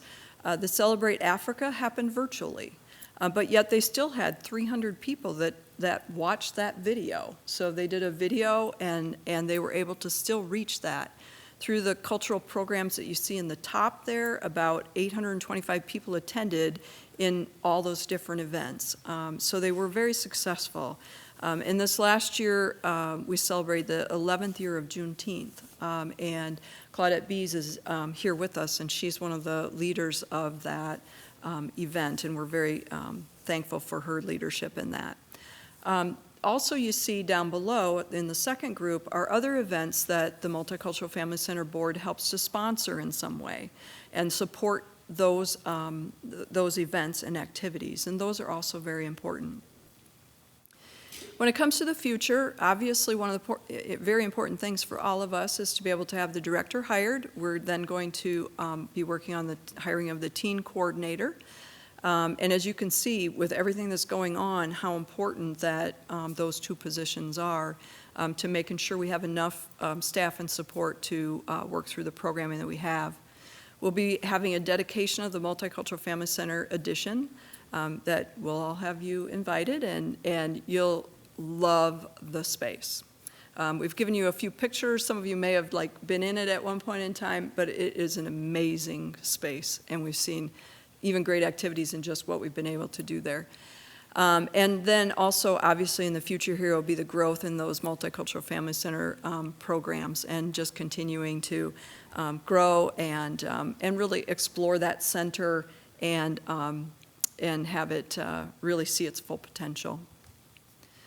All of this for $9.53 for the average property owner. So, and that is because we have such a wonderful partnership with the Multicultural Family Center Board. That would not be possible without their support of everything that happens there. So, the recommended improvement package. The STEP coordinator, so the way STEP started out was it was a program of the Multicultural Family Center Board, so it was a program expense. But the way our agreement reads is that we pay for all of the employees. Well, the way that one started, it just started out that the board paid for that. What they did is they became a city employee. Once the season was over, we said, here's the total, and then the board sent us a check and said, here's your reimbursement, because they didn't want to have just one employee, because it started programmatically. Additionally, when we started the teen coordinator last year and proposed it, the board had committed to $15,000 a year for 3 years in order to help us get started. They actually did this when Sarah was hired full-time. They said, we'll help you as a city to get it going, and then we want you to take it over. And so this improvement package is to be able to relieve the board of those responsibilities, put the staffing all back to the city as the way the agreement is, and so that cost would be $24,002 to be able to do that. There are capital improvement requests, 2 of them. They're both holdovers from our original project. So when you see our facility and when we tell you what that dollar amount was, we got a lot of bang for our buck, but there was a couple things that we couldn't get done. We need to establish a safety walkway up on the rooftop to be able to access the equipment that's up there, the HVAC equipment. And then also, we did not do interior cameras, and typically, obviously, in many of the city buildings, we do have those cameras. So that's the two improvement packages that we have here. As I said, from performance measures perspective, our STEP program is an amazing program. So I kind of shared a little bit about it, but when we talk about the workforce readiness, one of the things is you have to be able to show up. And that's a really important part of 35 out of 40 people that's, those teens that started, ended the program. They showed up. It was like a job. And so if you look at that number, that's a great percentage of youth that completed from start to finish and made that happen. Every STEP participant was a part of instruction, and so they received, 94% of those STEP participants received a high school credit for what they did in the STEP program. The school district is a partner that helps that to happen. 83% of the young people that were part of the program qualified for free and reduced meals. And so we know that we're serving the population that we want to serve. And then also the diversity mix of the youth in this year, and that changes every year because we just never know. But we recruit real heavily, and right now they're just getting ready to do that. So we had 63% of the teens were persons of color, and 37% were white. So a very mixed group. Really neat to see that mixture. So with that, that's the presentation. If you have any questions. All right. Thank Thank you, Marie. We'll go to public comment first, please. At this time, anyone participating in the meeting in person who would like to discuss this public hearing may approach the podium when the mayor asks if there is any in-person input for this public hearing. For all remote attendees, please enter your name and address in the chat function and state your question, or state your name and address over the phone when the mayor asks if there is any virtual input for this public hearing. Please begin your input by stating your name and address. All right, looks like we have someone ready to go already. So, Murray already introduced me, but I'm Chris Johnson with the board. Should I say my address or not? Yes, please. 2792 Arbor Hills Drive, Dubuque. So I just wanted to say thanks, Marie. I mean, that was a great presentation. And just wanted to make a couple follow-up comments on this highly successful, from our perspective, and I'm sure everybody else's perspective, a community asset, which is the center. As you mentioned, I'm glad you did, it's an equal partnership between the city and the 501c3, which is the Multicultural Family Center. So it's a unique relationship. The city provides the facilities, the city provides the people and the infrastructure, and the board provides funding for the programming that happens, which you guys got a good overview of. But more importantly is really the people who are involved. It's the board, it's all the community volunteers that make all those activities happen. It's you as city council members who are involved in this as well. I've seen several of you at the center. I see a couple new faces, and so we're going to ultimately have this grand opening and and invite all the city leaders to come down to it. It really has become a center of excellence, I think, for all the activities that are going on. We want it to be a place where people can come and feel welcome and then participate in a lot of activities and meet people that they haven't previously met, and be involved in celebrations and be involved in a diverse culture that they may not have been experienced with before. I think we do a really good job of serving an underserved population. You saw some of that through the Toys for Tots and through the food pantry that everybody here, other board members are involved with on a regular basis as well. And we really greatly appreciate the opportunity to partner with the city to promote diversity, equity, inclusion in the community. And as you saw in our motto is to build unity from diversity. So thank you very much for this opportunity. Thank you for your comments. We appreciate it. Do you have any other public comment here in chambers? How about virtually? No virtual. Okay. And no emails received. All right. Bring it back to the table for discussion then, please. Mr. Mayor, Mr. Resnick. I have been a big fan of the Multicultural Family Center since going down there. Anybody who goes down there and participates in activities, it just becomes an enthusiastic fan of what goes on with those young people and the activities and the different things that they do. I still have to comment that sometimes the word multicultural seems to be a for some reason, divisive word in our community. Looking up different words that mean multicultural, like inclusive or welcoming or open or diverse. And to me, it's the American Family Center. Yeah, when you go down there, there were so many active, wonderful folks down there doing really interesting projects, and people are all welcome to come down. It's just a wonderful space.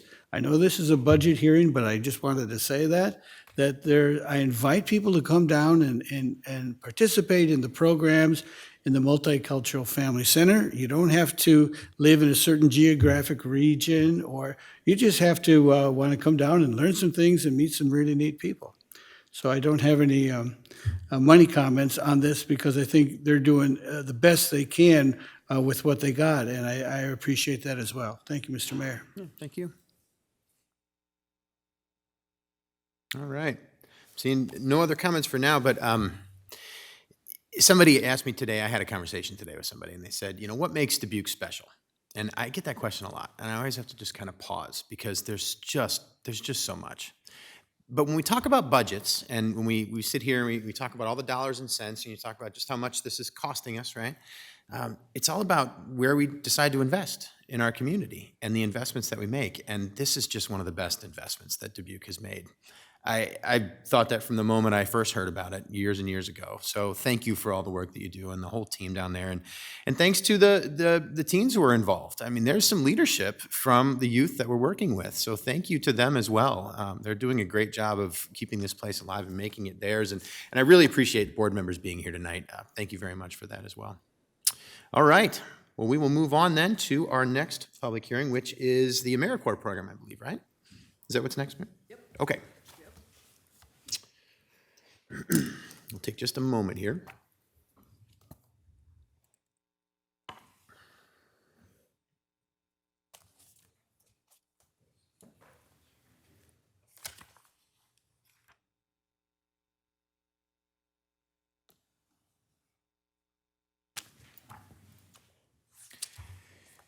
And before we get started, for the sake of clarity too, am I correct that the improvement packages for this particular program are actually in the next budget book on the agenda? They're for us that are looking through this on the agenda, it's actually in the recreation Yes. budget It book? is in Okay. recreation. Okay, thank you. I just want to make sure we're all aware of that. Yep. And I see that there's an updated version of that for us today too. That's what we got on paper too. Okay, great. Maybe I'm just talking to myself to clear things up for myself, so works out well. No, every once in a while, because All right. there's so many of them, I'm like, oh, yeah, that one's in rec. All right, so we have the AmeriCorps program. We have 3 improvement packages requested, and 2 of them are recommended this evening, so we'll let you get started. Great, thank you. I'm Marie Ware, Leisure Services Manager, and this is the AmeriCorps presentation. But in the beginning, I'm going to talk about a proposed community impact division. And this is a working title, so we had to call it something in order to talk about it. And so I'll walk my way through that first, and then after I finish that, then Heather will come up and talk about all the AmeriCorps highlights. So the City of Dubuque worked on and adopted the Dubuque Community Equitable Poverty Reduction and Prevention Plan. That's a mouthful. You adopted that in March of 2021. And the city manager came to quite a number of us department managers and said, okay, if we want to actually make this into an action plan, what are the types of things that you think would be important to do? Or what are the supports that will help to achieve items within that poverty prevention plan? So in fiscal year 22, the one we're in now, but last year we were talking about this, you approved in the police department a community diversion and prevention coordinator. And in the AmeriCorps division area, you approved a community service and outreach coordinator. Those were direct service type positions. You also approved at that time the setup of an Office of Shared Prosperity. And that particular office was set up to have oversight over the plan, policy, data analysis. So when you look at the positions hired, that's how we've come to look at it and delineate them.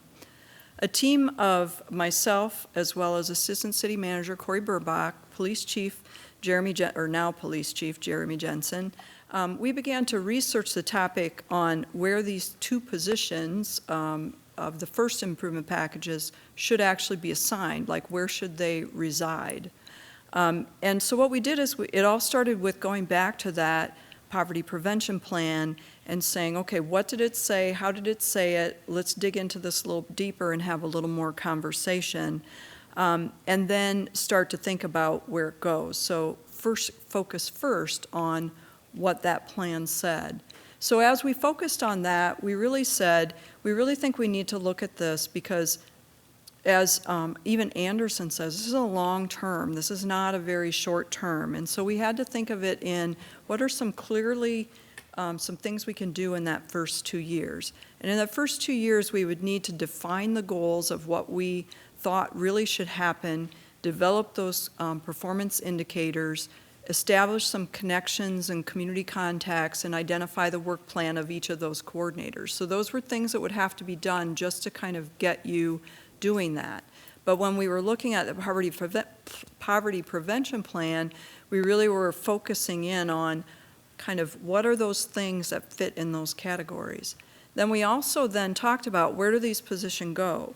So basically, you just start out and look at all the departments the city has and kind of walk your way through, like, where would this fit in some way? The one thing we knew is that when it was budgeted in the police department, even the then police chief, Mark Dulsing, said, this police position, I'm going to put it in because it's a diversion position, but I don't believe it belongs in the police department. If you're going to talk diversion, that really is probably in some other place. And because it was direct impact and service, it was like, well, then who's in the direct impact and service? And that's where we kind of got to the point where it was like, well, in the city, that AmeriCorps is one of the places where we're actually doing that direct impact, identify community needs, and start to address them. So the department, or this division or area that we talked about, okay, what's the vision of that? Well, we're going to address those critical community needs. So one of those that we know is obviously that poverty prevention, but we wanted to do it innovatively and in that collective impact model that we have used in numerous places throughout the city, but particularly within the Leisure Services Department. And AmeriCorps has been a part of a number of initiatives that way. So when we looked at the possibility, we looked at we could create a division potentially that would have AmeriCorps, have a focus on the fines and fees areas and diversion. And those are like big buckets. It doesn't mean it's the only thing, it's just kind of like some buckets to think about. And when you think of the two positions, that's where those two positions kind of align in those two different areas there. Also within that poverty prevention plan, there was a couple things because we wanted to establish some potential early wins, some easy things, or maybe not easy, but some things to focus on in the first couple years. So outlined in there was a youth summit to address young people's prosperity. And so when you look at, who does a lot with young people, somewhere between AmeriCorps, Leisure Services, Multicultural Family Center, all those different areas, we have a lot of connection to the possibility to do that. And then also the other early thing was a trauma center training for all city staff. And so we thought those were a couple things that the team could actually work on to have happen. Before I do that.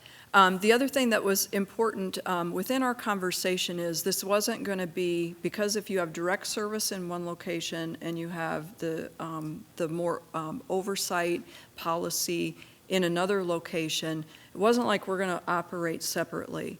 It's envisioned that this impact team would work collaboratively amongst themselves, but they would also work very collaboratively and across to the Office of Shared Prosperity and Neighborhood Support Team that's led by Anderson Sansey. So it would be that these two would work together. They may not be in the same place, but it's almost like the way my divisions work in leisure services is that although you might have the thing you are most focused on, you're always interacting. And I think you see that as you hear our budget presentations here. And that's the way it would be with the Office of Shared Prosperity and Neighborhood Support.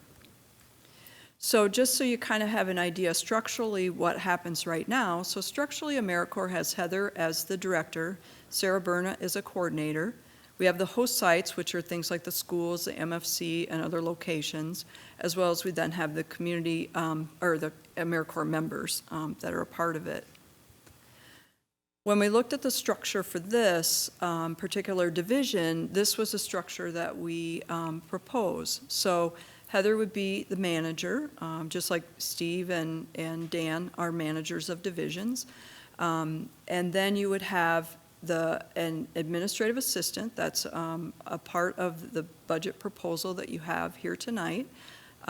Sarah Berna, who already, as I said, is a part of the team, and then the two other coordinator positions, the one from police and the one that was budgeted from AmeriCorps, but you still have all those AmeriCorps members and host sites that are connected in this proposal. So what kind of structural changes would be needed to be able to do this? And there's a number of steps that would go into creating and how this could actually work. First of all, you have to have leadership of the division, so you create a manager's position. Like I say, all the titles are just placeholders. I had to have something to actually refer to so you could follow me. Currently, Heather's position, the AmeriCorps director, is 94% grant funded. So it's funded by 3 different AmeriCorps program grants. And only 6% is funded by the city, and that's because a grant can't pay for the time you do for grant writing and research to be able to ask for the grant. So the 6% is for that. The AmeriCorps coordinator that we currently have is 97% grant funded, because of course she has some time for grant work and research that also has to be carved out.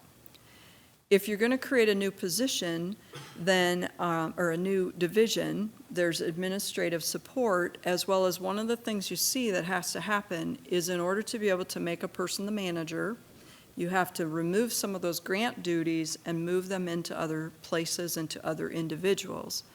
And so the administrative assistant support, there's a lot of things, and it's described within the improvement package, that are really onboarding, making sure paperwork is done, making sure compliance paperwork, because it's a federal grant, is done. And we have many administrative assistants throughout the city that assist with the management of grants. And so part of that time, obviously, would then just move from position to position. And with that, there's a 1.0 FTE recommended for that administrative assistant position.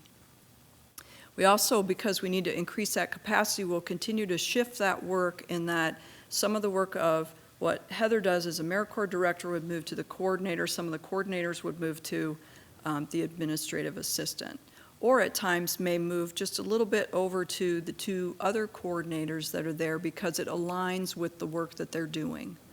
And so that's part of the structure. And then the other structural change would be to move the funding that's currently in the police department into this new division, and then that means the position moves there. That position has not been hired yet. And then the AmeriCorps funded position that's currently in the FY22 would then become hired as well, because it has not been hired yet either. Now, of note, currently, or in the FY22, so if you look at the FTEs, because a lot of times it's like, well, what are you changing in this? The AmeriCorps coordinator in FY22 was budgeted as a .278 FTE. And that's per the one grant agreement. We have 3. And what we've done in the past is that we always budget amended every time we get a grant agreement for the 2nd grant and the 3rd grant. When the memo comes to you as council, we would say, we got this new grant, the AmeriCorps coordinator would increase whatever FTE unit it was, And so it never existed on your FTE complement in the fullest way that it really is.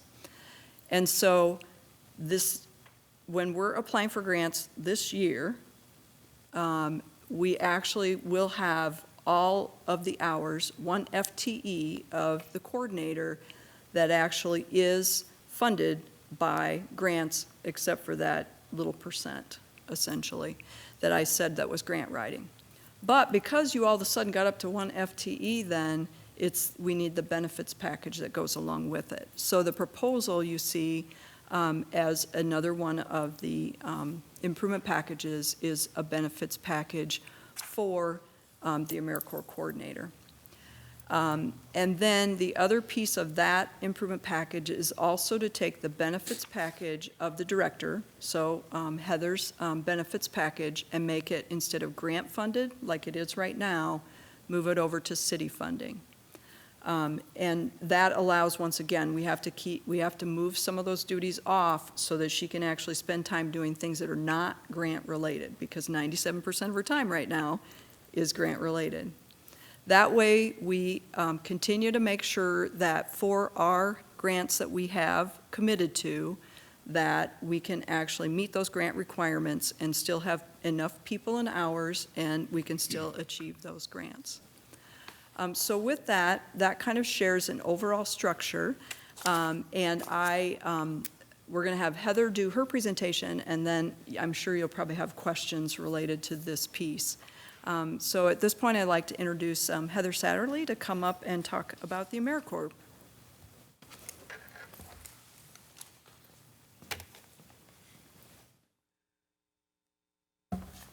Hey, good evening, Mr. Mayor, City Council. Heather Satterley, AmeriCorps Director. I hope that you caught all that. It's like talking 3 different languages sometimes. Very excited to be here tonight. This is always a really exciting time to kind of look back and think about all of the hard work that all of the members and our program have done over this past year. So the mission of the AmeriCorps program is to leverage community members to build capacity with public service organizations to solve some of Dubuque's most pressing needs. So for the last 9 years, the Partners in Learning Project has been focused on the Every Child Reads program, which was formerly known as the Campaign for Grade Level Reading. And in the past 5 years, the Creating Opportunities Project has been building capacity around Future Ready teen programming, particularly at the Multicultural Family Center. And then just last year, we secured a Volunteer Generation Fund grant to reinforce Dubuque's volunteer infrastructure, and thus was born Volunteer DBQ. So the most vital part of our program is our AmeriCorps members. This year, we have 4 members who have reached the 4-term limit with our program. And it's going to be really hard to say goodbye to Janet, Kim, Mary Kay, and Tessie. But I think it's only fair that we share these people with the rest of the community because they are great people. I'd also like to take a moment on this slide to also recognize the hard work of Sarah Berna. Over the last year and a half, she came in on board mid-pandemic. She's a part-time staff member, and we got this Volunteer Generation Fund grant, and I was like, do you want to do this? And she's like, okay. And so I was like, here you go, and she ran with it, and she's done a great job with it since. And then I'd also like to say thanks to some of our honorary team members and some of the other departments that really support the success of the AmeriCorps program. So Ella Leahy and Nathan Kelleher in finance, and Tuesday Bless in human resources. They always kind of pare down how much work they do for us, but when you're a team of 1.75, any help from anyone to make it work really goes a long way. So creating an equitable community of choice through resiliency, sustainability, equity, and compassion. I believe that is what AmeriCorps does every single day. I've always said that AmeriCorps is equity work. And I'm going to touch on how we, just one thing that we do of each of these pillars. Because if I went on about it, I'd be here all night, and I'm pretty sure that's why we moved Five Flags in Grand River Center to a different night, to prevent that. So resiliency. One of the best ways to build resiliency in our young people is to model resiliency in the adult mentors and role models that they have in their life, and to build strong and positive relationships that buffer the tough things that are happening with our kids. So our AmeriCorps members are given training in adverse childhood experiences, so ACEs, trauma-informed care, DEI, and emotional intelligence. So this helps prepare our AmeriCorps members for the difficult situations that they can have, and also the new experiences that may be a little bit shocking for them. So that when they have their service and they work with the kids, they create a really positive environment for them. For sustainability, the addition of the Volunteer Generation Fund grant has allowed our program to provide resources and technical assistance to public service organizations to help strengthen their volunteer management skills, so that they can recruit and retain more volunteers and new volunteers as well. For equity, I'm also proud to say that through Dubuque's prioritization of equity, it's helped encourage the state office, Volunteer Iowa, that oversees volunteering in the state, and all of the AmeriCorps programs to prioritize equity in their state service plan. Both Anderson Sancy and I represent Dubuque on their DEI committee, and in this last year, I'm very excited to have been able to work on a white paper that was sent to the federal AmeriCorps agency to talk about ways that AmeriCorps can be more equitable, and not just here in Dubuque, but across the country. And for compassion, in this work, we do have to lead with compassion. So whether it's patiently going over the reading passage until a student feels comfortable, being a listener to a teen who just needs to be heard, or finding new ways to strengthen volunteer service and nonprofits, we have to lead with compassion. So last year was tough, right? Not the only one who feels that. So we're currently in year 8 of 9 that focused on grade level reading. So that's actually putting us halfway through our third 3-year grant. So third 3-year grant, you gotta say that like 3 times fast. This school year, so this one that we're currently in, it marks our return to in-person learning and interventions across all of our programs. We went virtual in a lot of cases because of the pandemic. And it's been really meaningful. You can talk to any one of our members who's in the school and who also served with us virtually. It's just like the moment they came back into that school, they felt like life came back to them. In addition to this last year, an exciting part as the department data nerd, we implemented our America Learn system for better and more meaningful as well as efficient data tracking and analysis. So with this America Learn system, we can look at an individual student data every day. Members are doing reports on these students. And then we can also look at program-wide data in just a few clicks. So it allows us to really hone in on a kid that maybe we're a little bit more concerned about, and we need to pull that to attention to the schools so that they can do what they need to do and make some changes in their world. And so it's just better monitoring in general for everything. As well as we did receive ARPA funding. That ARPA funding has allowed us to increase the member member living allowance. There we go. So actually 4 years ago, the living allowance was about $7 an hour when I came here. Prior to ARPA, I was able to squeeze pennies out of air and get us up to about $11. Still was not comparable to what was being paid in the community.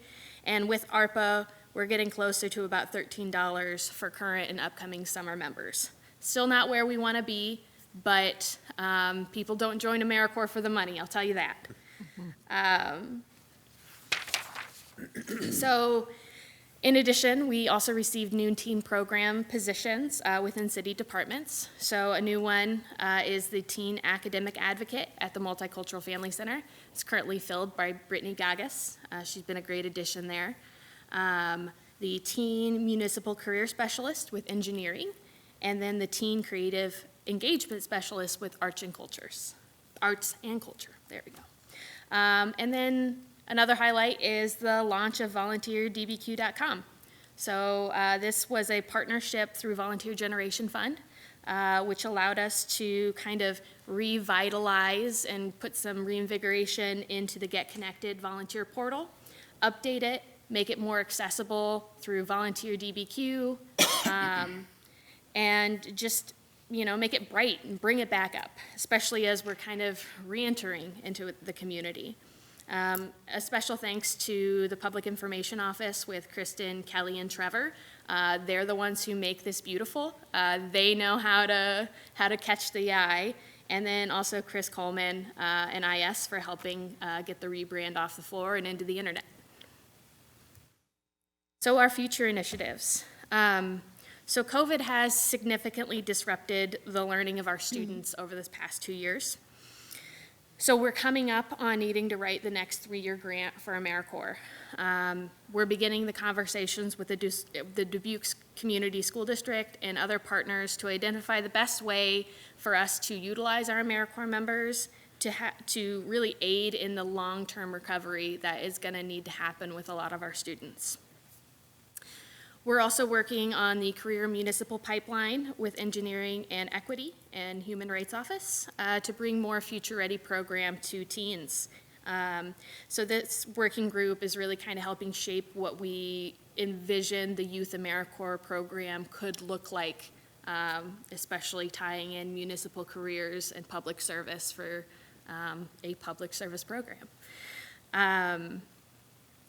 I'll also be touching more on teen program data in the future, but we've also been looking at better assessment tools to really show the direct impacts of our programs that have on students in lots of these different areas. So as you see here, this is the DESA system, so that's the Devereaux Student Strengths Assessment, and this is actually also used by St. Mark, so looking at it and being able to kind of connect it across different programs in the community would be really great.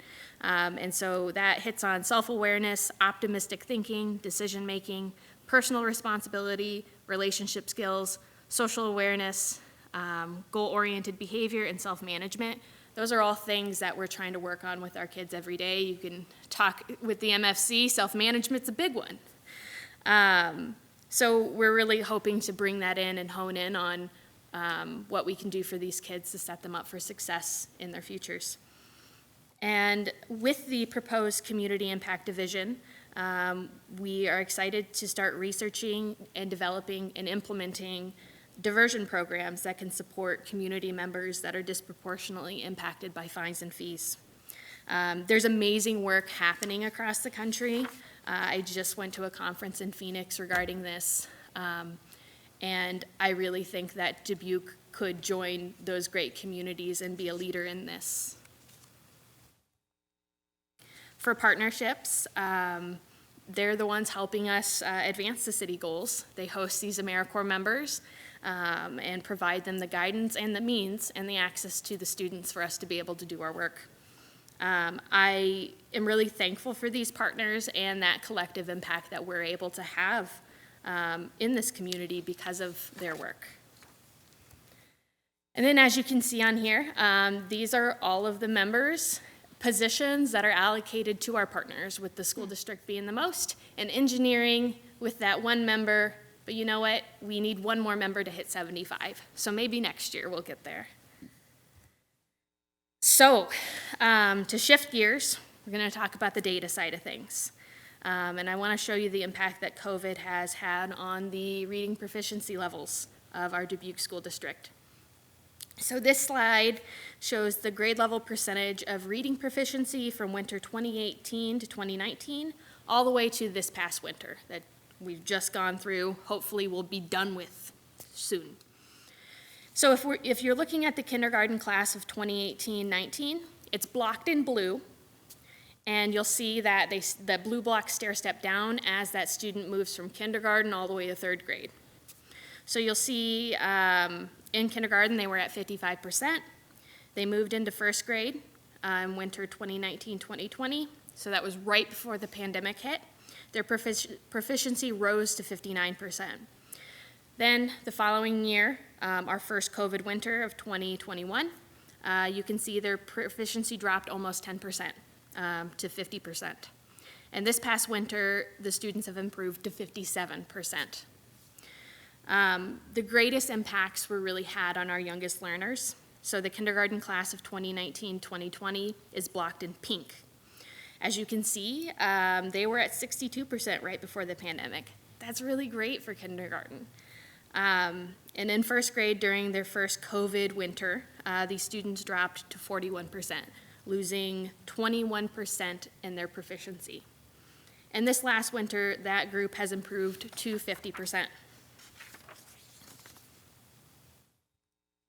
So I kind of put this data on another one to really show you visually what that drop looks like.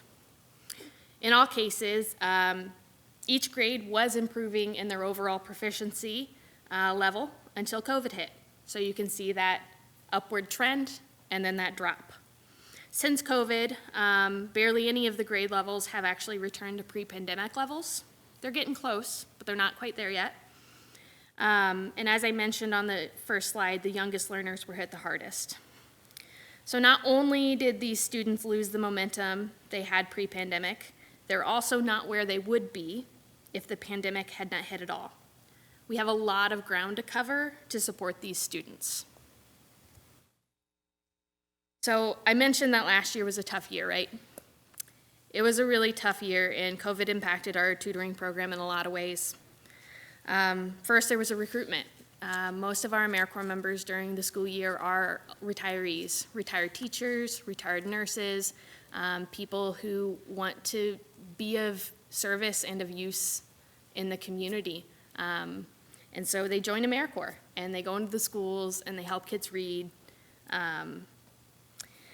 But very few people were willing to be in the schools because we didn't have a vaccine at that point. It was dangerous, and personally, I didn't want to send people in and lose them. So we went virtual, and that is also difficult to implement as well. We were able to hire 7 passionate AmeriCorps members who braved, hanging out with Heather, trying to learn how to use Zoom, and training, the ins and outs of virtual learning and adapting lessons and interventions through a computer screen, it was difficult. But you know what? They stuck to it. And you can in fact teach an old dog new tricks. That's what I told my ladies, because I taught my dog how to walk on a treadmill during the pandemic. So we can. So we moved forward with virtual learning, but we weren't able to really get started until November 2020. Due to that extreme burden that the school district was under, they had a lot to deal with, and understandably, we weren't really at top of the list when they were trying to handle this issue. But we were able to get interventions rolling. But there came the next problem of student attendance. And student attendance last year was a crisis across the country, and it still is even into this year. So with students being absent from interventions, shifting online, shifting to hybrid, and then finally shifting to in-person, we served 249 students in our few months that we had with them. But only 16 of those students actually met the required 30 sessions to be measured for AmeriCorps member impact. So this brings us to the one student who improved, and it really is only up from here. So last year, you may or may not recall in the budget presentation that 2019-2020 is the final year how we would be measuring student impact, or the impact that we've had on students. And that it would be changing for 2020-2021. So previously, we measured student improvement by a 10-point increase on the FAST assessment. However, 10 points for a kindergarten student is really big. 10 points for a second grade student, not very big. So we just weren't accurately measuring our impact. So last year's the year that we began to measure improvement by risk level. Risk level is much harder to achieve, but it really does show a greater impact on the future success of that student when we're able to move them into up a risk level. So I do have the current data included for this year. Obviously, we don't have the data of like student improvement yet, but we've already seen 520 students with 186 students reaching the 30 sessions required for intervention. So things are looking up. Moving into our STEP program. More data, because I am a nerd. We administer a pre and post assessment to all of the STEP students that are served by our AmeriCorps members. Some of the questions that we currently use in the pre and post assessment are meant to measure the impact of the program, and so what it does to build up, to empower, their empowerment programs, after all, the students. And then we also ask some questions that kind of are a temperature check of like what's going on in the world of these kids. And so this data is a growth analysis, so we look at loss, maintenance, and growth. And so maintenance isn't really shown on this. We're really just looking at the increase and the decrease of changes in agreement and perceptions on these data plans. So I've included summer 2019, 2020, and 2021 to kind of show some of these trends. So as you can see here, how often do I feel proud of myself? Or how often do I feel that I have much to be proud of? We saw a decrease. Not so many kids improved in 2020, but we got right back up to where we needed to be in 2021. Then we look at how often do I feel welcome in my community. So in comparison to summer 2019, we're not quite where we need to be, but we are seeing less kids drop down, which is good news. And then there's also the question of, is there a mentor in your life who you spend time with? Mentoring is incredibly important for young people. And so thankfully each year we have had, summer 2020, makes sense that some of them lost a mentor with everything that happened. So, but thankfully this year we're kind of seeing that upward trend. And to share a couple quotes from the STEP students from their journals. Today we learned about ads. 2 people from Buzz came in and talked to us. I want to open my own cafe. I am a successful person. Jeannie. My favorite thing about STEP was the AmeriCorps members. Nia. And then today we did another walk through downtown Dubuque. We looked at multiple small businesses like cafes, bridal shops, and hair salons. We also got an inspirational talk from Mr. Anderson, and we talked to the Fountain of Youth leader in Temuah about entrepreneurship, Kennedy. So now we're going to start looking at the STEP students' feeling in relation to the community and to adults. Summer 2021 had a big drop in the teen and adult relationships in their lives. And 2021 was a really hard summer. In a lot of cases, sometimes it felt like it was a harder summer than 2020 in a way. And in a way, I feel like we all kind of forgot how to people. So some of the things that the kids said in their journals, I want to share with you because I think it's really important that we hear them. Dubuque is a very segregated, income-wise and racially. Downtown houses and neighborhoods tend to be more rundown. There are not enough resources in walking distance. There is only one grocery store, and all the other stores and shops are not useful or accessible. We learned how gentrification affects our health and happiness. I'm going to go kind of the next slide to also see where some of our students have feelings about, you know, that the adults may not care so much for them and people their age, and that they may not feel that they have enough places to participate in. It's like not really nothing to do. This is quote verbatim. It's boring. Dubuque is where people don't really talk with their neighbors. They really don't have communication with people. But it is not all doom and gloom. Some of the kids said, I want to gather people together and make fun events that intrigue teenagers. I am excited to help out my community. And if I lived in the downtown area, I would help change the way people act towards each other. I want people to be more familiar with each other so they can rely on each other more. I believe that when we get our teen coordinator hired, and our new director and new AmeriCorps positions that are focused on teens, we're going to be able to create a lot of opportunities to kind of change this trajectory in a more positive way and get some of these kids feeling that Dubuque is their community and that there's a lot of great things to do. So going into Volunteer Generation Fund, this winter we piloted the DBQ shovel crew with engineering. So shout out to John Dienst and Rob McDonald for their help and hard work on this. I do believe that this project, and I believe somebody on council recommended it. So this project is a really great example of how communities can use volunteer service to prevent fines and fees from impacting our most vulnerable populations. And then through the Volunteer Generation Fund grant,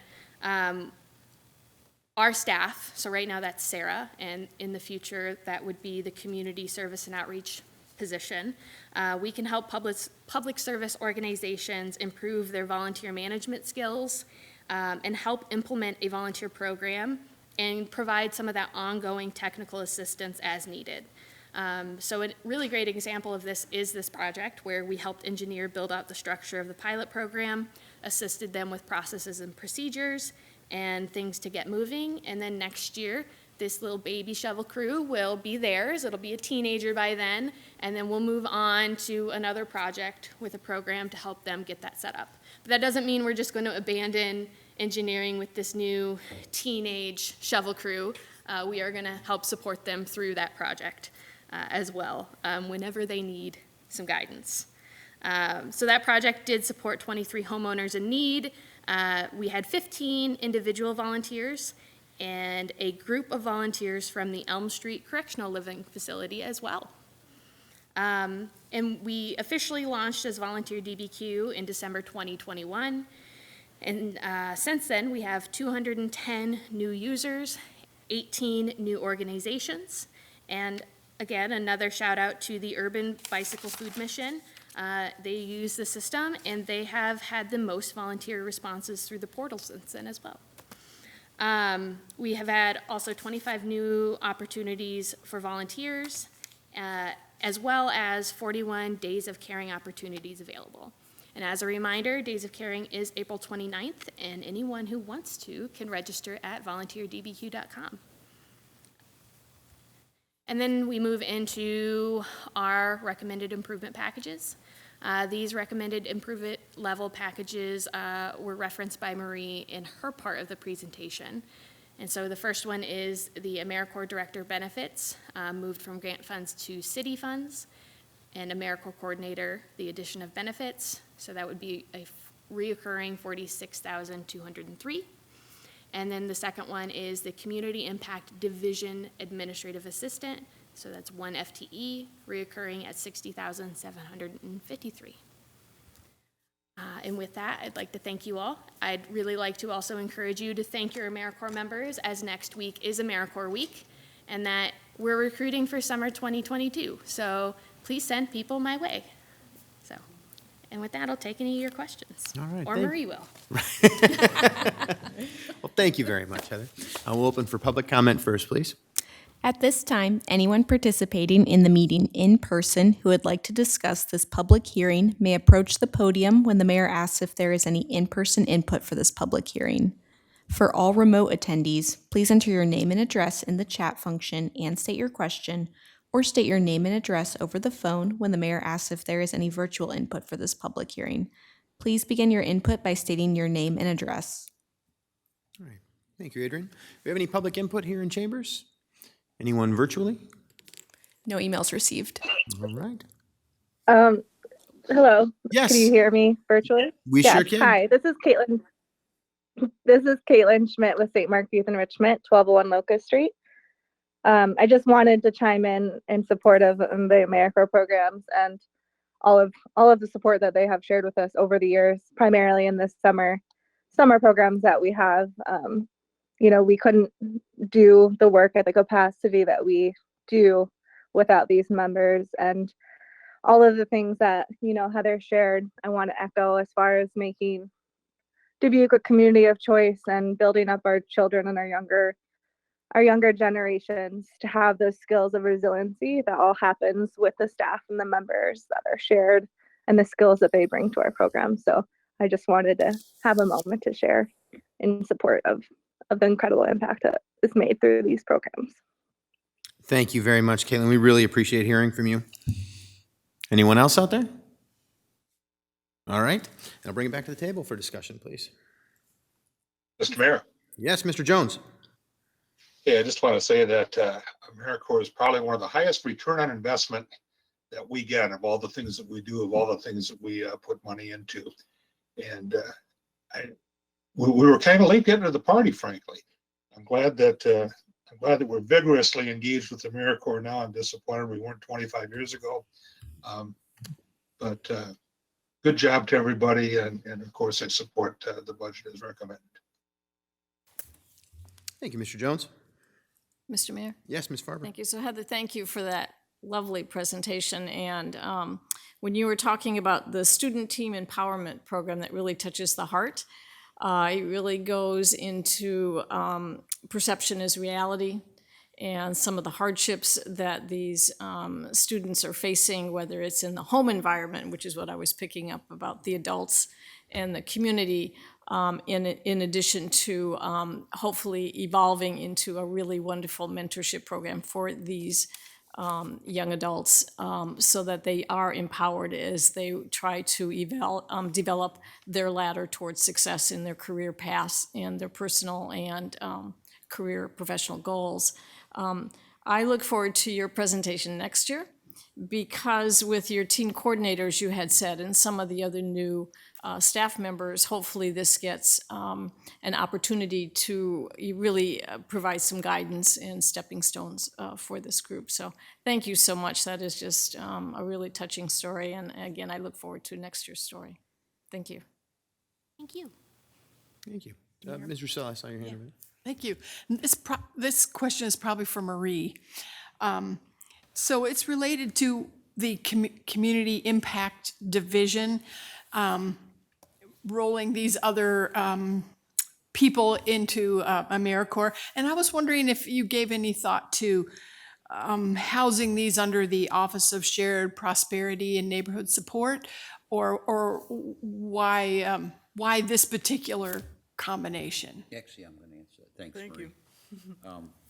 So it's really important, I believe, and I've communicated this to Anderson, that Anderson's position is a 20,000-foot position.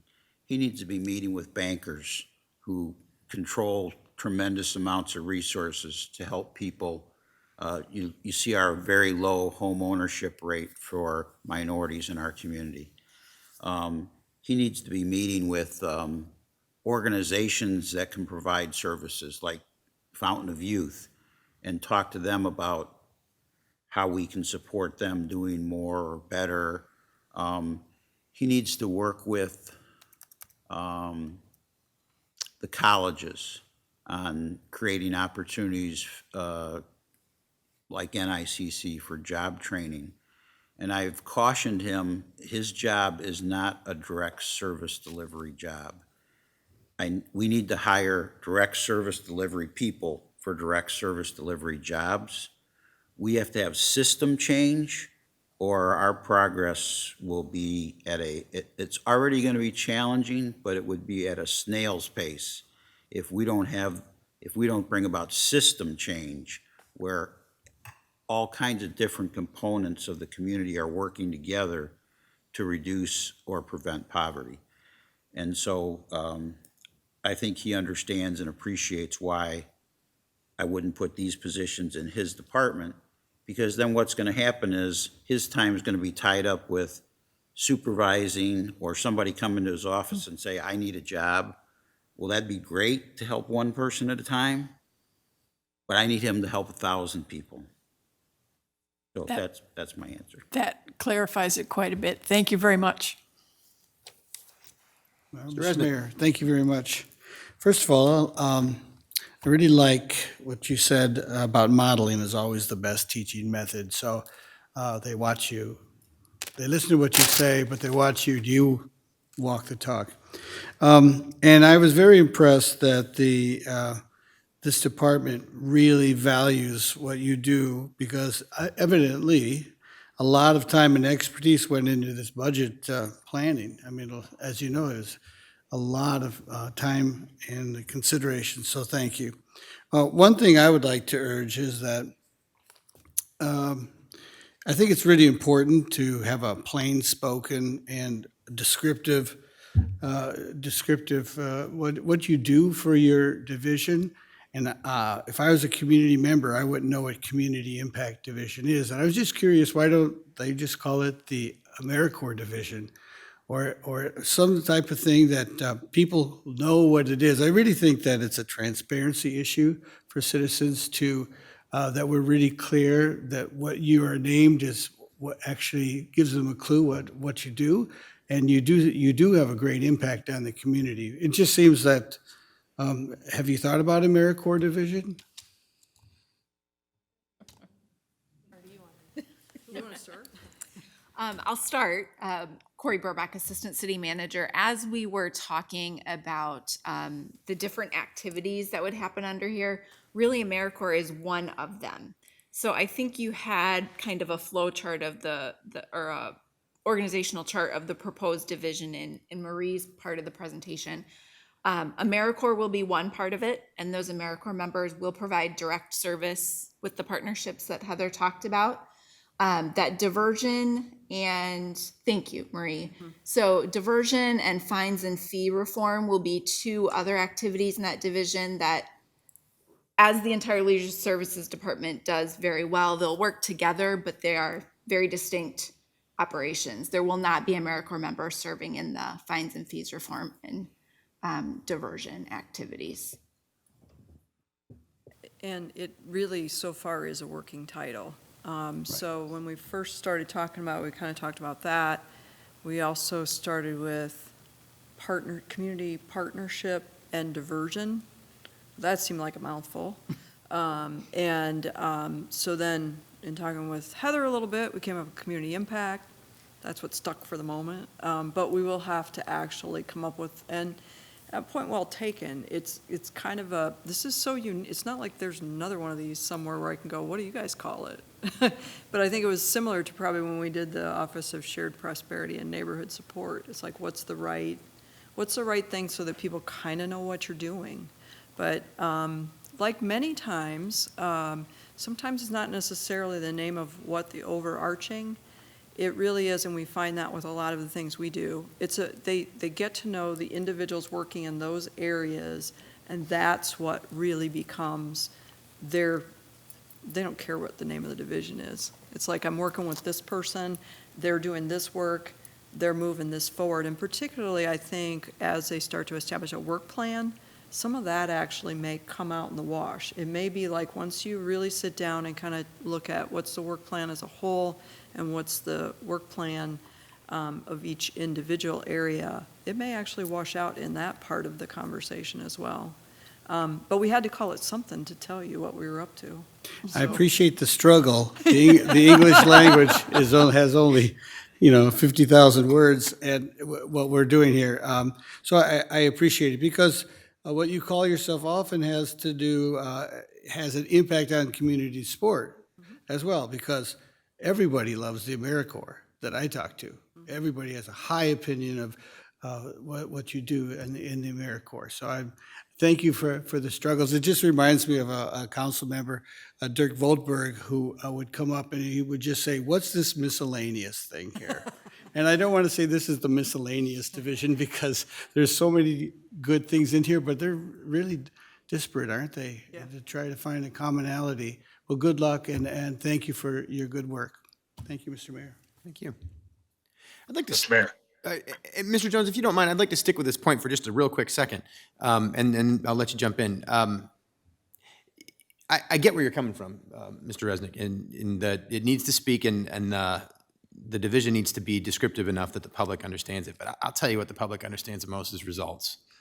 And if you make an impact and you have results that show what you're actually doing and it's making a difference, that we've done something at the 20,000 foot level to be able to have the plan, and then we've come down to where everybody is, meeting them where they are and actually making that impact, I think is the way that we speak. And you know, you call yourself the chocolate chip cookie division if you want to and still have the best results that you can possibly have. But I think, well, I understand that we need to have a name that makes sense. I also think that it's far more important that we're structuring ourselves to make sure that we have the impact that you're talking about.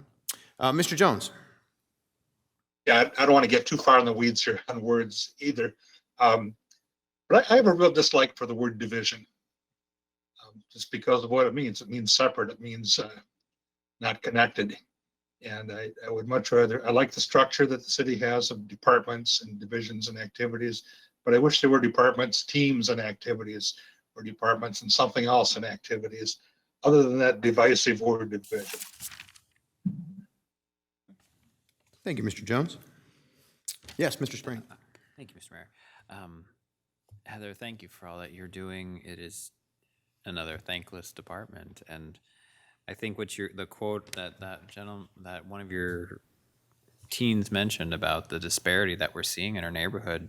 If you're walking in the neighborhood, you're going to see it. You're going to notice it, and if you live in it, you're going to see it. So I'm hoping we can have a better future for them. So thank you for all that you're doing. My question kind of is more of this restructuring. I understand it. It makes sense. Does this, I just hope it doesn't get us in trouble with AmeriCorps for any reason, because we are clearly getting a lot of funding to pay for this, and it must be okay. We must have gotten a blessing from them, so they're okay with this kind of restructuring. Right. That's why when I was talking about we need to move, so that we can make sure we don't do anything to mess with our great relationship with AmeriCorps. And so we spent quite a bit of time between her and I and Corey and I and several others kind of like making sure this can work and that we don't mess up anything with a great AmeriCorps program. And so, you know, I had to go through it fairly quickly for you, but just know behind the scenes, we have spreadsheets of numbers, we have all these other things about you have to move this to here and this to here in order to make this work. But we went through all that before we brought it, because it's like we have to make sure that the impact we're having with AmeriCorps is not changed at all in adding the other things, and hopefully just enhanced because of the collaboration that can happen. And then I guess one last quick follow-up question. When, I guess I always knew AmeriCorps was big into volunteering and service projects and such. Do they have a core guideline somewhere that we're clearly meeting with all of our stuff that we're trying to do? Is that what, probably that, it's probably why we continue to get funding, I'm assuming, so yeah. Yes. And one, to your past question as well, in talking with the state compliance officers about this, you know, they're actually very excited because they know that 1.75 people can't quite make this run. So we're actually lining up more consistently with other programs of our size of having more people in the pot to make sure it moves. And then as far as, you know, our program performance measures that we have, especially our grade level reading grant, which is a 3-year federally funded grant that goes up against other federally funded grants across the country. Our performance measures are aligned. So they issue out, yes, core guidance every single year. Their performance measures change, and so we kind of, every 3 years, we really look at the performance measures that they put out and how do we fit in that. And so in the past, grade level reading is a significant part of that. We are seeing, now that COVID has happened, shifts in that language being like COVID-19 response and opening up, you know, not just grade level reading, but also math, early childhood, looking at social and emotional learning, things like that, to kind of expand the broad needs because of the impacts that COVID has had. And same with our teen program. We are aligned. The state of Iowa really provides a lot of service to us to make sure that we put the best grants forward to get funded. Thank you. Well, I'll close us out here for the discussion. You know, I really like the preliminary ideas that I'm seeing for for what you're thinking of for a restructuring of the division. You know, I agree with Mr. Resnick that when you talk to people in Dubuque about AmeriCorps, they love it. But that's not the same way that the federal government often feels about it. Our Congress attacks AmeriCorps almost every single year. I actually haven't heard if we're under attack again this year, but the funding for AmeriCorps is dicey every single year, it seems. So I think in order to make that structure something that is going to last over time, I love the idea of making a full-time position with AmeriCorps as the director, with AmeriCorps underneath that as one of the programs to be able to run, because we can't continue to rely. Did I hear 3 funding streams for your position? Was that correct? I have 2. Well, I have 3, and then Sarah would have 4 between all 3 grants in the city. Great job to us for putting that puzzle together every single year. But honestly, it's not a sustainable model, and I appreciate that we're thinking ahead to look at this. The last thing I'll say is I love data, like you're talking about, you know, and I so appreciate you bringing it to us. But man, sometimes it's painful. Sometimes it's just painful. I keep returning to these slides about adults in my community care about people my age. I mean, nearly as many teens said no as yes. That's really important for us to hear. That's a whole group of people who we want to stay here. I mean, I think that's all we talk about anymore is how do we get people to stay in Dubuque, right? And I'm a person who grew up here, left here, felt a little bit like I have seen some of these teens feel, I think, at the time that I left, but I came back. And I love it. But we don't want to rely on that story for every single person. We need people to stay. This is something we need to address. And if we can do anything to restructure things to address this, I think it's incredibly important. So thank you for bringing the data, even though it was you know, difficult for us to see. It's really important, and I agree with you, especially the qualitative quotes that you read to us. I really appreciate those. So thank you, Heather and Marie, for that presentation. Let's take a couple of minutes, do some jumping jacks, and then come back and hear our last presentation. If they're going to call themselves a chocolate chip cookie. All right. So our last division tonight is the Recreation Division, and we have 4 improvement packages requested. 4 of them are recommended. Dan, welcome. Thank you, Mayor, Council. Thank you so much for the opportunity. And previously, obviously, you guys have a really good team for our department, right? They do some pretty cool stuff. So I'm hoping I can do some justice bringing this home. But now that you're refreshed, if I go an hour or 2, you guys will be fine. Right? Okay, good. Sure. They got me on a shot clock. Okay. So we are the Recreation Division, and our mission is pretty simple. It's really to have a positive impact on the lives of the people we serve, right? And we would do that by equitable, high quality, and inclusive opportunities that we create as a staff to offer to this community. And again, just like everybody else that's been up here, we have, I should say you have, the city has a fantastic Recreation Division team that works together very well to make sure that we're able to meet those vision goals and really create that impact. I mean, just sitting back there with everybody talking, I just wanted to keep adding bullet points and stories and different things to this presentation because, I hope I do my staff justice because they really do some wonderful, impactful things. And this is a basic summary of what they do. And I also need to kick myself because I left off under facilities, Veterans Memorial Park, and the Miracle League field and facility, as well as MacLease, our ball field complex. So essentially, the Recreation Division is made up of 12 separate activities. Basically, there are 12 individual budgets that we have to manage so that we can provide all of these services for the community. And I also want to, under partnerships, add the different departments that we work with in the city for when we need to look for a specific service or location or something we're trying to do and we don't have the resources.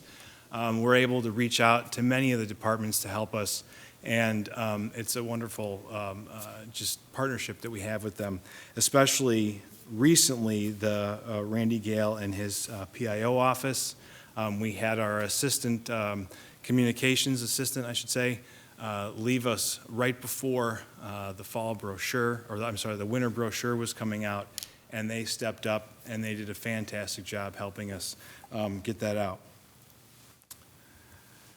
Some of the highlights from our prior year, the increase in mobile and accessible programming. Some of you are familiar with our Wreck and Roll trailer. Last year, I presented that it was deployed 55 times, which was up from 50 the year before that, and it was only like 35 or 37 the year before that.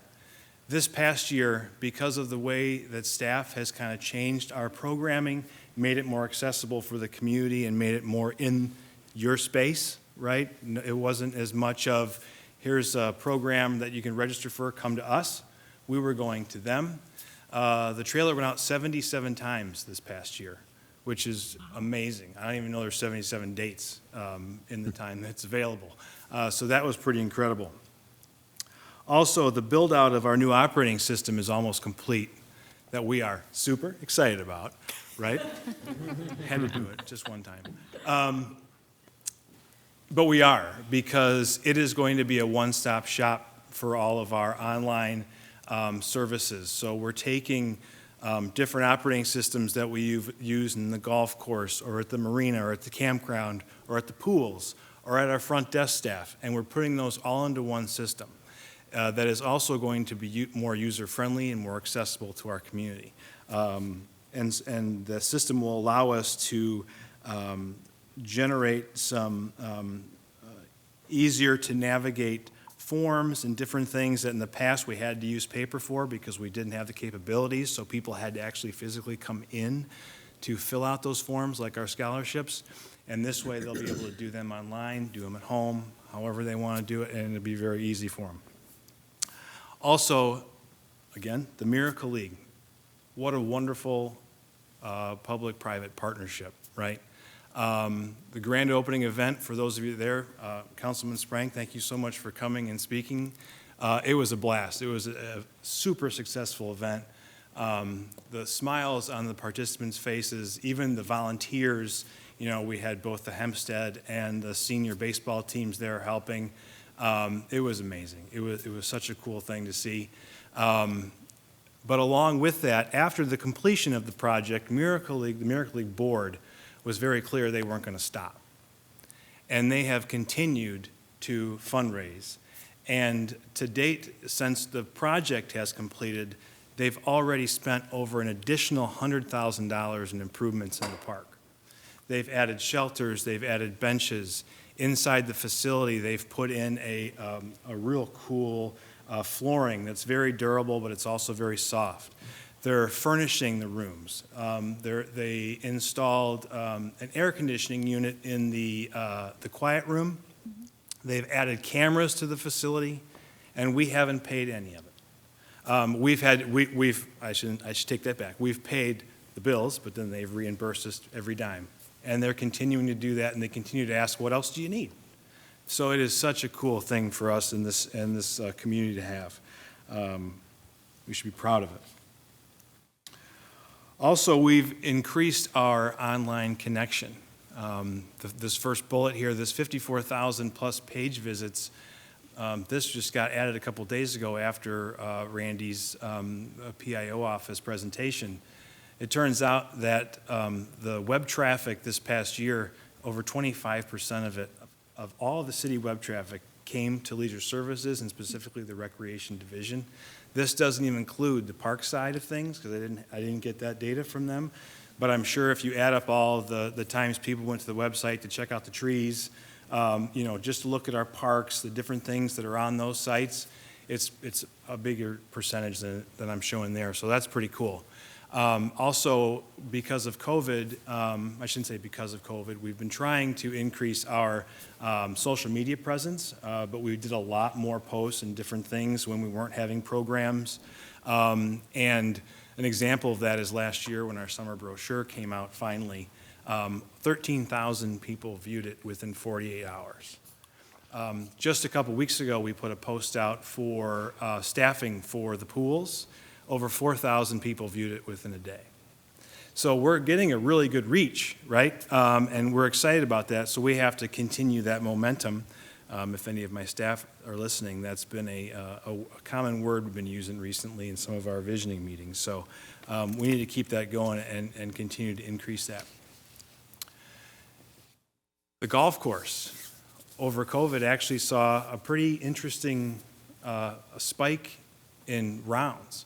Last year, we had over 27,000 rounds, which was 16% increase over the 3 years prior to COVID, so 17, 18, and 19, which were really good years for us golf-wise. Why is that so significant? Well, in 2020, when COVID hit, we had to make some changes to the golf course to make it operational. We lost an entire month in 2020, essentially, trying to figure everything out. And at the same time, we also had to make some changes to our process. One of those was our tee times. So we wanted to space out our tee times a little bit more to kind of space people more out on the course, to make sure that, you know, people could comfortably go about their rounds and everything without too much interaction with other golfers. But that expansion, or that expansion of time between tee times means you have less tee times in the day, right, to give up. Even in 2020, we had over 23,000 rounds of golf with that loss of a month and with that extended time between tee times.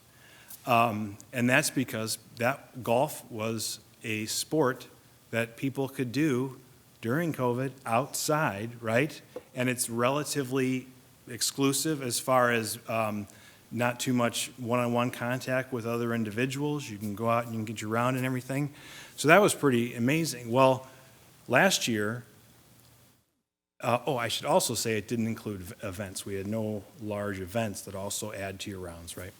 Last year, we were able to open some things up. We did have a few events, but not as many as we've had in the past. But we also, for the majority of the year, kept those tee times kind of spaced out. And so that 27,000 number is pretty incredible. Because again, we're talking less tee times are available because of the spread, less events, all these different things, yet the rounds of golf just went wild. And that is a testament to the golf staff, in my opinion. Our maintenance staff is amazing. Over the last 3 to 4 years, they have really improved that golf course and the playability of that golf course. Mike Sullivan, our golf pro, is just a wonderful human being, very good with the customers, very approachable. People really enjoy coming there. Well,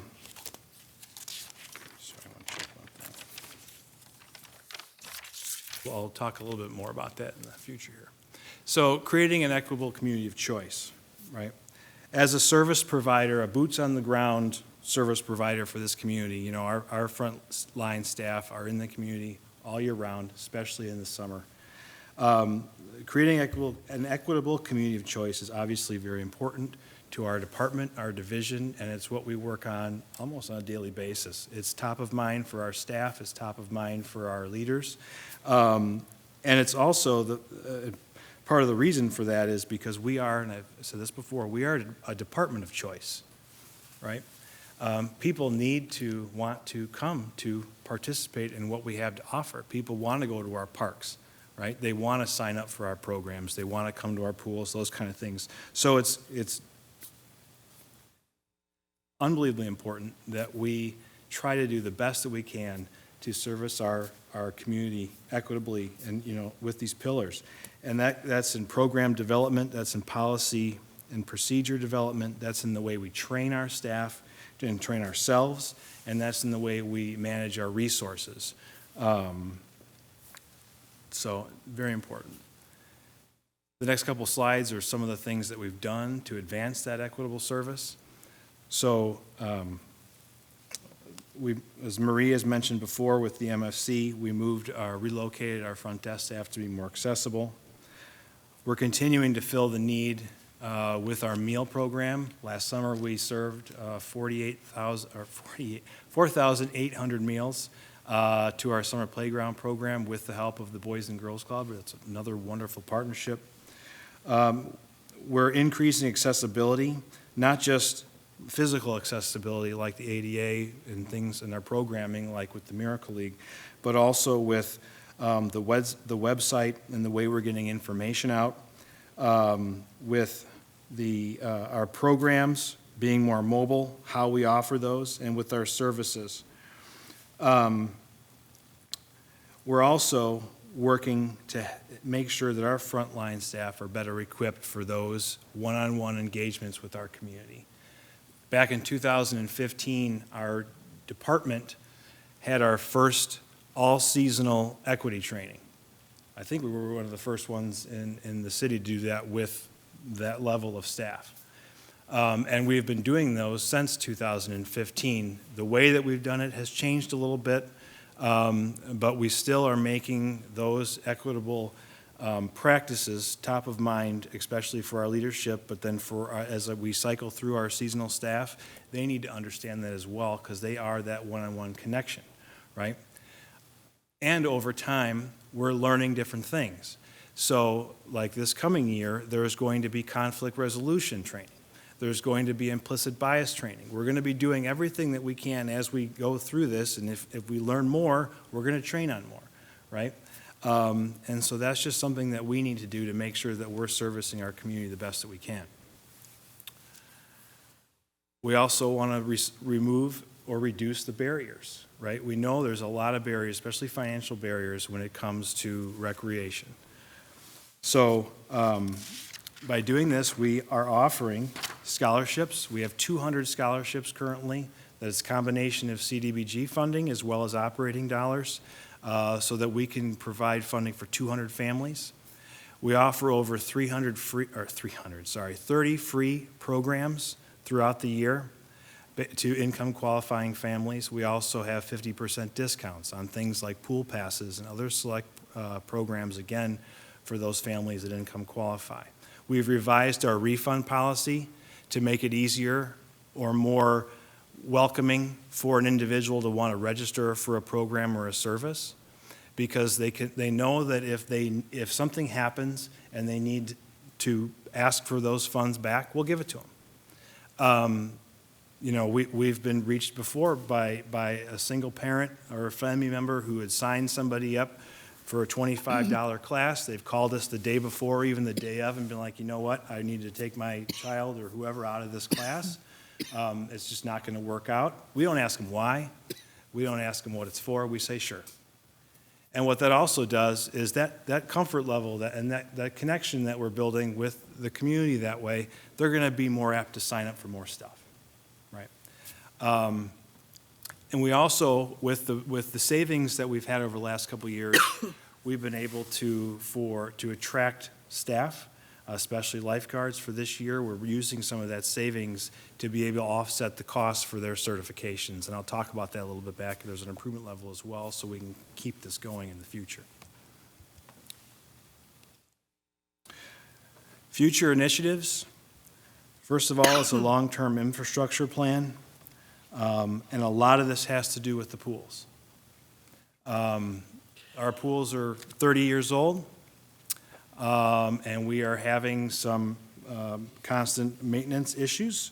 But there are things that we're able to tackle for now, but we're not going to be able to tackle them forever. And like Steve had mentioned with some of the playground parts, there are, that's no different than like our water playgrounds at either Flora or Sutton. We had a slide that broke on us 2 years ago. Fortunately, it completely broke during COVID. We were shut down, actually, so that was good timing. But we couldn't get it replaced. The manufacturer of our water playgrounds is no longer in business. So there are companies out there that are taking advantage of this, that are actually manufacturing these parts so that they can, for these companies, knowing that they're like the one-stop shop to be able to get this stuff.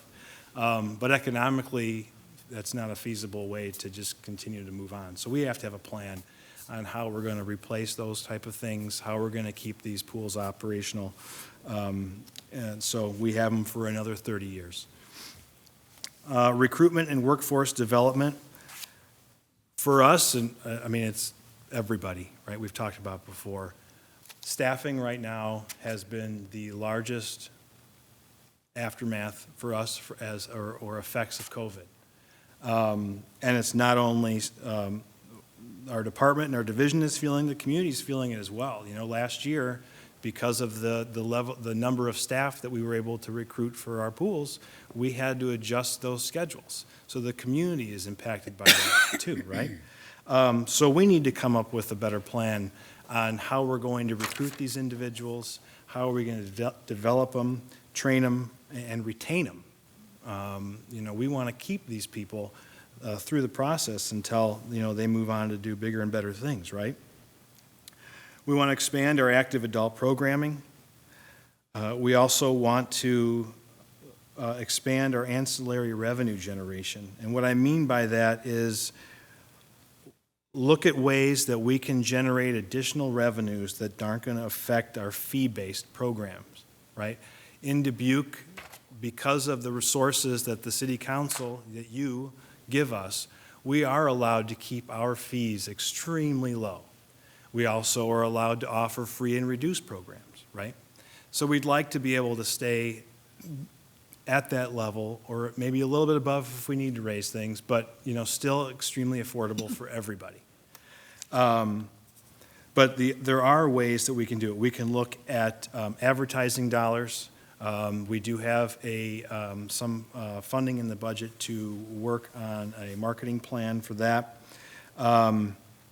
Look at our other facilities like the marina, even Eagle Point Park, and not necessarily raising fees, but working on ways to attract more people to either use those from here in town or to come in from outside of town and to use those spaces. And just work on different economic impact ways, right, that we can just continue to generate revenue to offset some of these increase in operating costs that we have without necessarily just saying we're going to raise fees 20% across the board, right? As well as the continued growth in golf, which I think is very important. And as we've seen over the last couple of years, you know, golf is booming right now. And the other good thing is Bunker Hill is in a great position because of the way that it is structured and who it attracts.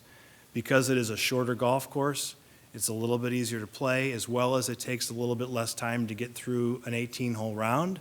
We attract kids, we attract females, and we attract older adults, right? It's not a golf course for the boomers that want to go play at some other local courses that are much longer, much more difficult. So we should take that advantage, and we need to look at our golf course and see what are the things that we can do to expand that education component, right? Or expand those youth programs or those programs for those other demographics that can take advantage of that space and continue to grow it within our own boundaries, right? So all those things that I mentioned before, this is what it costs the average homeowner, $26, right, to get all that, which is pretty incredible. That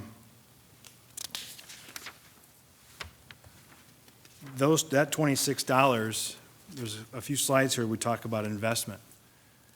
Over 25% of the operating budget in the recreation division is paid back into the community in wages, in the form of seasonal wages, in the form of contractual instructors and contractual officials. That's a pretty significant amount of money to go right back into the community. And in regards to seasonal employees, you know, many of these are vital resources. Those seasonal employees are vital for us to provide those low-cost and no-cost services and those services that impact our youth, right? Like our playground programs, a lot of our free and reduced drop-in programs where people can have a resource, a mentor, whatever it is. Those dollars are very important. There's investment in facilities. Flora Pool and the Marina are two of our larger subsidized activities in the budget, right? Other than admin, which is a pretty large subsidy, but there's no revenue to kind of help offset that cost, right? It's separate. The pools and the marina make up about 25% of the subsidized cost for our department. But like for the pool, it provides job opportunities. You know, when the pool is up and running 100% and we have people that are applying for those jobs, we hire between 60 to 80 lifeguards, we hire 6 managers, we hire concession staff, front desk staff, and they learn skills. They learn life skills, right? They learn and leadership skills. And the pools are also summer getaways.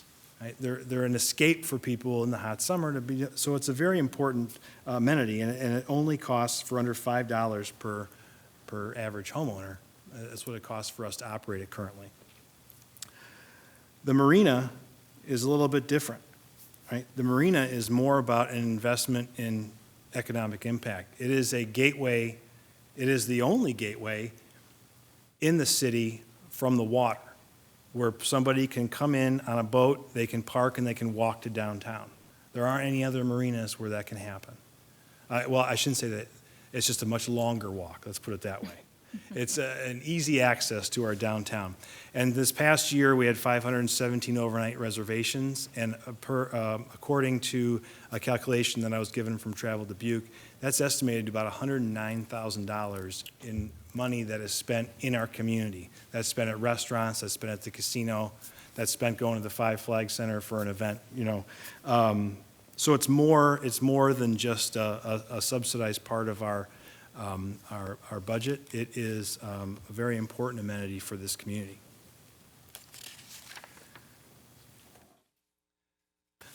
So our recommended improvement level packages, I mentioned before those certifications that we're funding right now through some savings. This first improvement level package is for a recurring $6,000 that would cover the certification or the recertification for our lifeguards every year. That is a barrier, that has been a barrier that we've heard from individuals for why they would want to sign up to or apply to be a lifeguard, and a couple of years ago make $10 to $11 an hour to have people's lives right in your hands, but also have to pay $200 before you can even start to get your certification. Right? That was a barrier. So that is something that we feel that we can remove, and hopefully that will help make it easier for people to want to apply for our lifeguard positions. Number 2 is for the Comiskey building. During the Reimagine Comiskey public engagement that we did, that project was specific for outdoors. It was nothing that we do for this project is to improve the building that is there itself.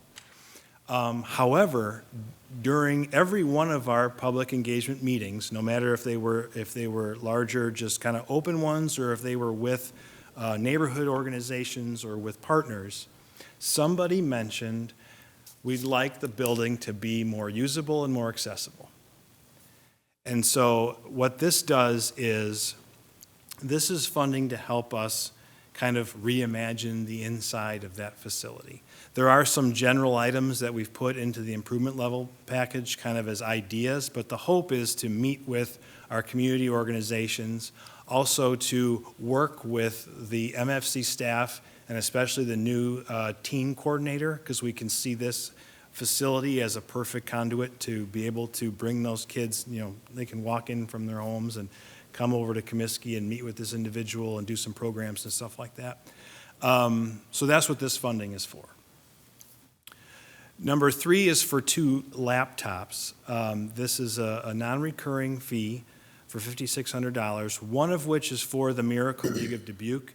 When they did build that facility, for those of you that have been out there, you saw that really cool kind of like Jumbotron scoreboard that's out there. That requires a computer to actually run that. We would also be able to use this computer for some of our classes that we plan on holding there with our therapeutic recreation individuals. So we can do some home economic classes and different things where we'll use this computer for either projecting presentations or allowing them to practice on, that kind of thing. So it's kind of going to be a multi-use laptop. And the other one is for the AmeriCorps. The AmeriCorps assistant right now currently does not have a computer. So she is using her, I think her phone and whatever else she can get her hands on to try and get some work done. The old refurbished thing. So that is what the second laptop would be for. And then the fourth improvement level package is really just a revenue generator. It's a $10 increase to our annual golf passes for the Bunker Hill Golf Course, and that'll generate an additional $1,300 roughly for next season. I'm sure Steve is really jealous by looking at this slide. So I have 3 capital improvement projects. One is for Flora & Sutton annual maintenance. This is earmarked for some resurfacing and some other things, but when I mentioned to you before about kind of that infrastructure planning, the city manager and Jenny in the city budget office have been kind over the last couple of years to make this more of a general maintenance fund, and the reason being is for umpteen years, things in the pools have been fixed with Band-Aids and duct tape and, whatever we can do. So every year something is going to happen when we flip that switch. And this funding, if we need it, is available for us to fix that, right? Or, with some luck, we flip a switch and nothing happens, and then we can use it for exactly what it's earmarked for. There are a lot of different projects that we have in the books, a new heater for Flora Pool, as well as some leaks that are underneath the surface of the concrete that we need to have repaired. There are very important valves that have gone out over the last couple of years that we've had to replace. So there are having these funds is extremely helpful. There are 2 projects on here. So the Flora water slide assessment and repair, as well as the Sutton Zero Depth Survey. Both of these were brought up in the 2016 pool study that we did. With the Flora water slides, the stanchions, I think is the correct word, so all those steel beams and things that are underneath holding up the flumes, the slides themselves, there's a lot of rust and there's a lot of deterioration, so we need to get have an engineer come in and do some real critical evaluation of that structure to see what we need to do proactively, right, so that we can make the necessary repairs to keep that functional for as long as possible. And depending on what they find, there is an estimated $52,000 in a future CIP to be able to fix that. Now, again, what I mentioned with that $135,000 annual maintenance fee, if the contractor comes in or the assessor comes in and sees something that we have to fix now, we have the funding to be able to do that, right? So that we can keep those slides open. Or the alternative is we could close them and then not worry about it until we get it fixed, right? But that's not what we want to do. The zero depth survey and remediation, for those of you that weren't here for the pool evaluation that was done. So Sutton Pool, the proximity to the Mississippi River is quite close. And so there is an actual water table that is right underneath the pool. So the pool itself essentially is kind of floating.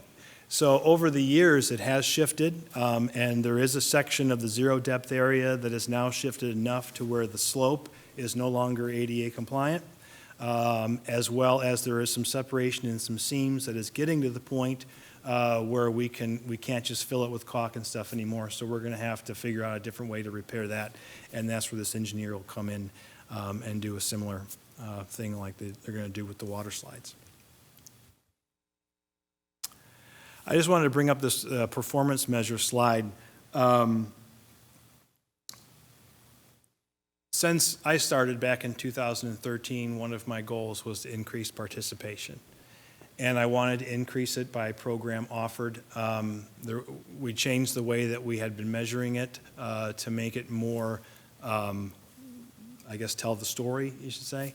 So over the years, we have been able to do that. COVID hit, and it got kind of interesting, right? For in 2020, for most of the year, for FY20, I should say, for most of the year, things were closed. We didn't have programs. And then we were able to offer some programs right at the end. And people were so excited to get out of their homes and do something.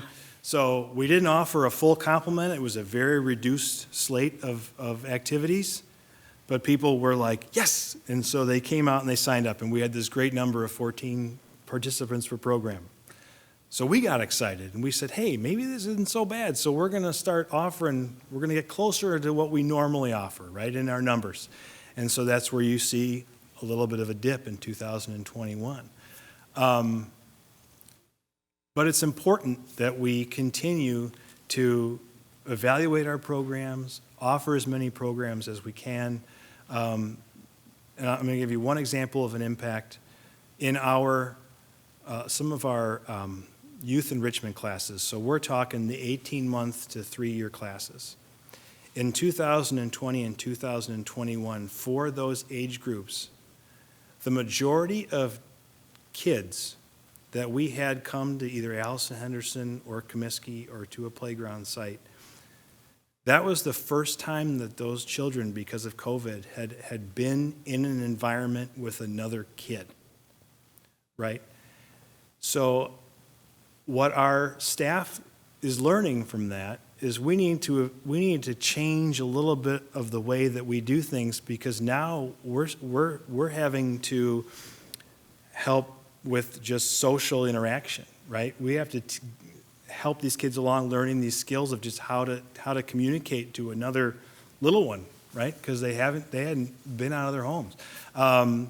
So it's important that we do that and that we shift our program to be able to have those skills with our staff, as well as to be able to teach those skills to the little ones that are coming to us, so that when they grow up, they can catch up with that social skill aspect of things. So anyway, a little sidebar, but it was really interesting when we were talking with staff about it just the other day, actually. And so in 2022, right now, we've had our fall and winter programs out, and these past two brochures, we're up to 13 people per. So our summer brochure comes out on April 18th. And registration begins May 1st, so we are super excited to see what happens, because we're going to be closer to 2019 level of programs and services. As long as we get those staff, we got to get the staff, so that we can keep that momentum going, like I said. So with that, thank you. All right, well, thank you, Dan. All right, let's open for public comment first, please. At this time, anyone participating in the meeting in person who would like to discuss this public hearing may approach the podium when the mayor asks if there is any in-person input for this public hearing. For all remote attendees, please enter your name and address in the chat function and state your question, or state your name and address over the phone when the mayor asks if there is any virtual input for this public hearing. Please begin your input by stating your name and address. All right, we have someone waiting for public comment already. My name's Ron Vogt. I live at 668 Kane Street, and I want to tell Dan you did a good presentation tonight on everything. But what I'm mainly here for is the superintendent job at Bunker Hill Golf Course, okay? I want to give you ladies a little input. Let's see, Mike will know, and David will know, and the ladies won't know, and Rick Jones would. There was, before you, right now, they got to hire one, but there was Shotgun, we used to call him Shotgun. He was about 15 years ago, okay? And then we had Fuzzy, that's Jerry Lang. You've probably seen him, he just retired. And then he brought up about Steve. He's a good guy, he would do a great job, but he doesn't want the job. And it's a lot easier to hire within because you know what you're getting, correct? Rather than when you go outside to try to get it. So I've been doing a little research, and I've talked to Dan. I got some answers, but I didn't really get what I wanted to hear. Number one, this Joe Stelzer was a prime. If we could get him, we'd have no worries for the next 20 years, guaranteed. And I am a believer with that course up there, you got to get somebody in there was as dedicated as Fuzzy, and he took the job to heart. He was there every day, and a good teacher. So what I would like to see, that this Stelzer, he's the right guy for the right job, and he'd do us wonders. He'd be an investment. You might have to pay a little more for him, but I've heard all these budget hearings tonight, you know, we got to get money here. If we could get him, I'm going to tell you right now, 10 years down the line, you got your money back 10 times full, okay? And then he brought up about raising the dues up at Bunker Hill. Well, I'm going to tell you, ladies, I got 93 rounds in last year, so you know how much I got. And my wife used to tell me, where's your husband at? He's at Bunker Hill. He might as well move up there. She says, that's his home away from home. So I never heard any more about who they're hiring or what. But the money, I think we can do. For instance, I remember when Mike got hired, I'm sure there was a lot of dickering going on about wages and that, but got the good man for the right job. And Donnie Vogt, you probably know he was ahead of the street department and everything else. I had a few discussions with him about Mike many, many moons ago. And he says he'll put them all on the right track, you know, straightforward. So that's all I got to say. If anybody would like to give me a few answers on it. I just think we got to get somebody in there that's experienced. There was another one I heard of. I've been doing a little research, but I can't get into these offices like, you know. But anyway, there was another one. I think it was from Cedar Rapids, or he was a young guy. He was qualified to do it. But do you have somebody that you're going to hire? I heard that Stelzer went down, they addressed him, he went down and he talked to the HR. My understanding, there's 2 ladies on the HR, correct? Am I wrong?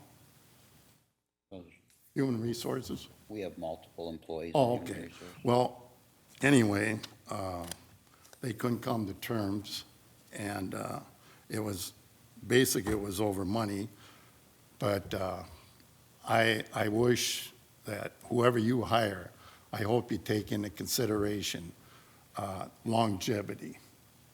Somebody that's going to be in there to stay.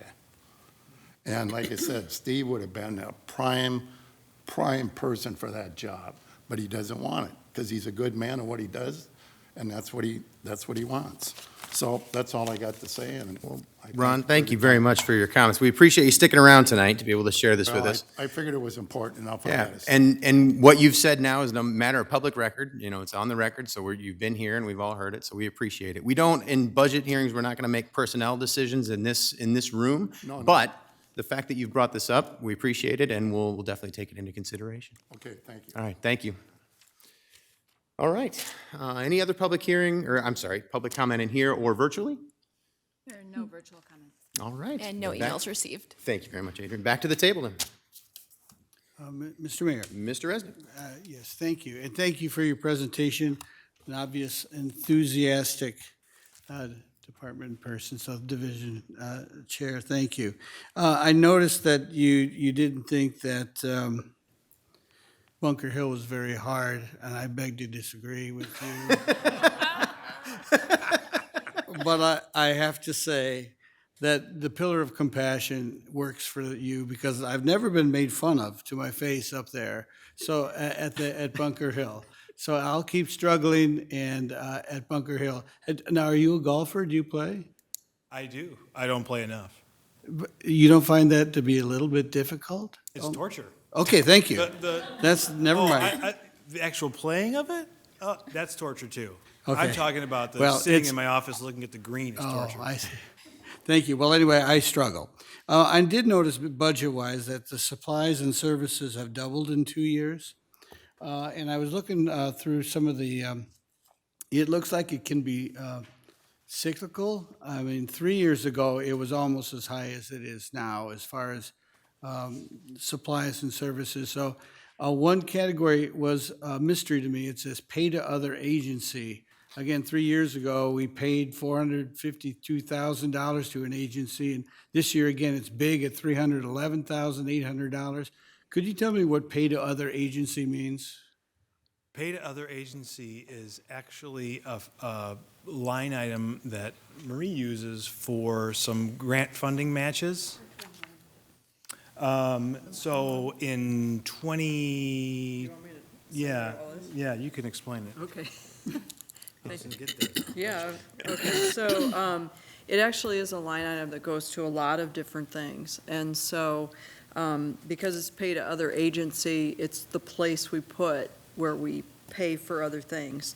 So we have an agreement with Four Mounds for their day camp.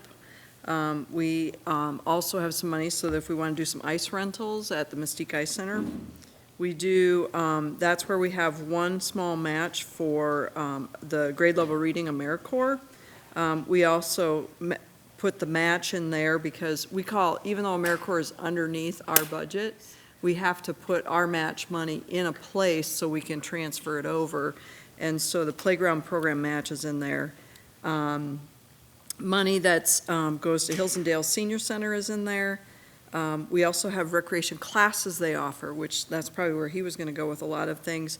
And that's people that we contractually say, here's your organization, we'll pay you to come in and teach this program for us. And so one of the major partner we have is Dubuque County Extension for contracted services. So is all of this in here and I didn't find it? Does it explain where the 311,800? Yeah, Mike, Dan, Marie, can I ask you a question? Yeah, you bet. Is this where the payment is for the Mystique Ice Center? $200,000? Yep. Yeah, so that's the big jump is. Well, you no, wait a remem- minute, that's actually in the Ice Center budget now. It's in here, though. In here? Yeah, it's not. Oh, okay. Okay. So now that, we had to take over operations of the Mystique Ice Center, and so the pay to other agency relates to the fact that we have a temporary agreement with the Dubuque Racing Association to operate it. And so that's, in that agreement, we have to still have to pay the expenses. So that's just what we've estimated is how much we'll pay this next fiscal year. And it's a difficult thing to estimate because you remember there'll be some closure because of repairs done there. So, but anyway, that's the big jump. I see, thank you. I mean, 3 years ago, $452,000, then the next year was only $16,000. I mean, it is one of those miscellaneous categories that I had referred to later. I heard Ms. Farber pointed towards this that we got tonight, that some of that was further budgeted out so I could see those numbers. So, but I mean, that would be really interesting to see. And maybe the budget is complicated enough, but I couldn't find out what that meant or where that number came from. So thank you for that explanation. I don't know if there's a place to put it in there or it usually is and we just get it tonight kind of thing. Yeah, so on page 40 of your recreation, number 21 has that breakdown. The other thing I was reminded in the year before, sometimes we have things that happen. So when we had the Miracle League project, the state paid money to us versus paying it to Miracle League. So we got this $200,000 check that then we had to write back out. So we put it in this account to write it back out again, so it was an in-out, essentially. So once in a while, you have an oddball thing like that that happens, which wouldn't have been a budgeted thing, but there was a revenue on the backside of that. All right, well, thank you for that explanation. Yes, I just like to know where to look, and I appreciate the help. Thank you, Mr. Mayor. Mr. Mayor? Yes, Ms. Farber. So, talking about another one of your areas that's non-golf, is tennis. And, believe it or not, my first job ever was as a tennis instructor for the city of Dubuque when I was in high school. So I have fond memories of that, and also about the, as you had talked about, the life skills and some of the leadership skills that one learns when you're out there bouncing balls and trying to work with students, educate them, motivate them, get them to pay attention, all those good things. So kudos to you for continuing to do that with all that summer hire that you do. I have a question on the golf courses, though. I know that the colleges and the high schools rotate throughout the city for their seasons. Is Bunker part of that as well? And Yes. are we reimbursed for that, or is that just something we do on a just as part of the city? I'd have to check with Yeah, Mike. I'm just curious I'd have to see check if with that's a Mike on the revenue amount. source. Yeah, I don't want to get, I don't want to misquote an amount. But there is a rotation that Bunker is on. And he does work directly with those groups, both the colleges and the high schools. So I don't know the exact amount, how Right, that but would I'm be just charged. looking for the revenue source there. Sure, so, sure. And thank you for keeping it updated and I played on that course, and sometimes it's pretty dry and pretty hard as a rock, and I understand that the turf has become a little more flexible. So Yeah. thank you for that. And hopefully you will get enough staff this summer. I do too. Yeah, thank you. Thank you very much. Thank you, Mr. Mayor. Thank you. Well, I for one am excited to see 2 pools open and to see, excited. I'm rounding out the evening here with the word excited.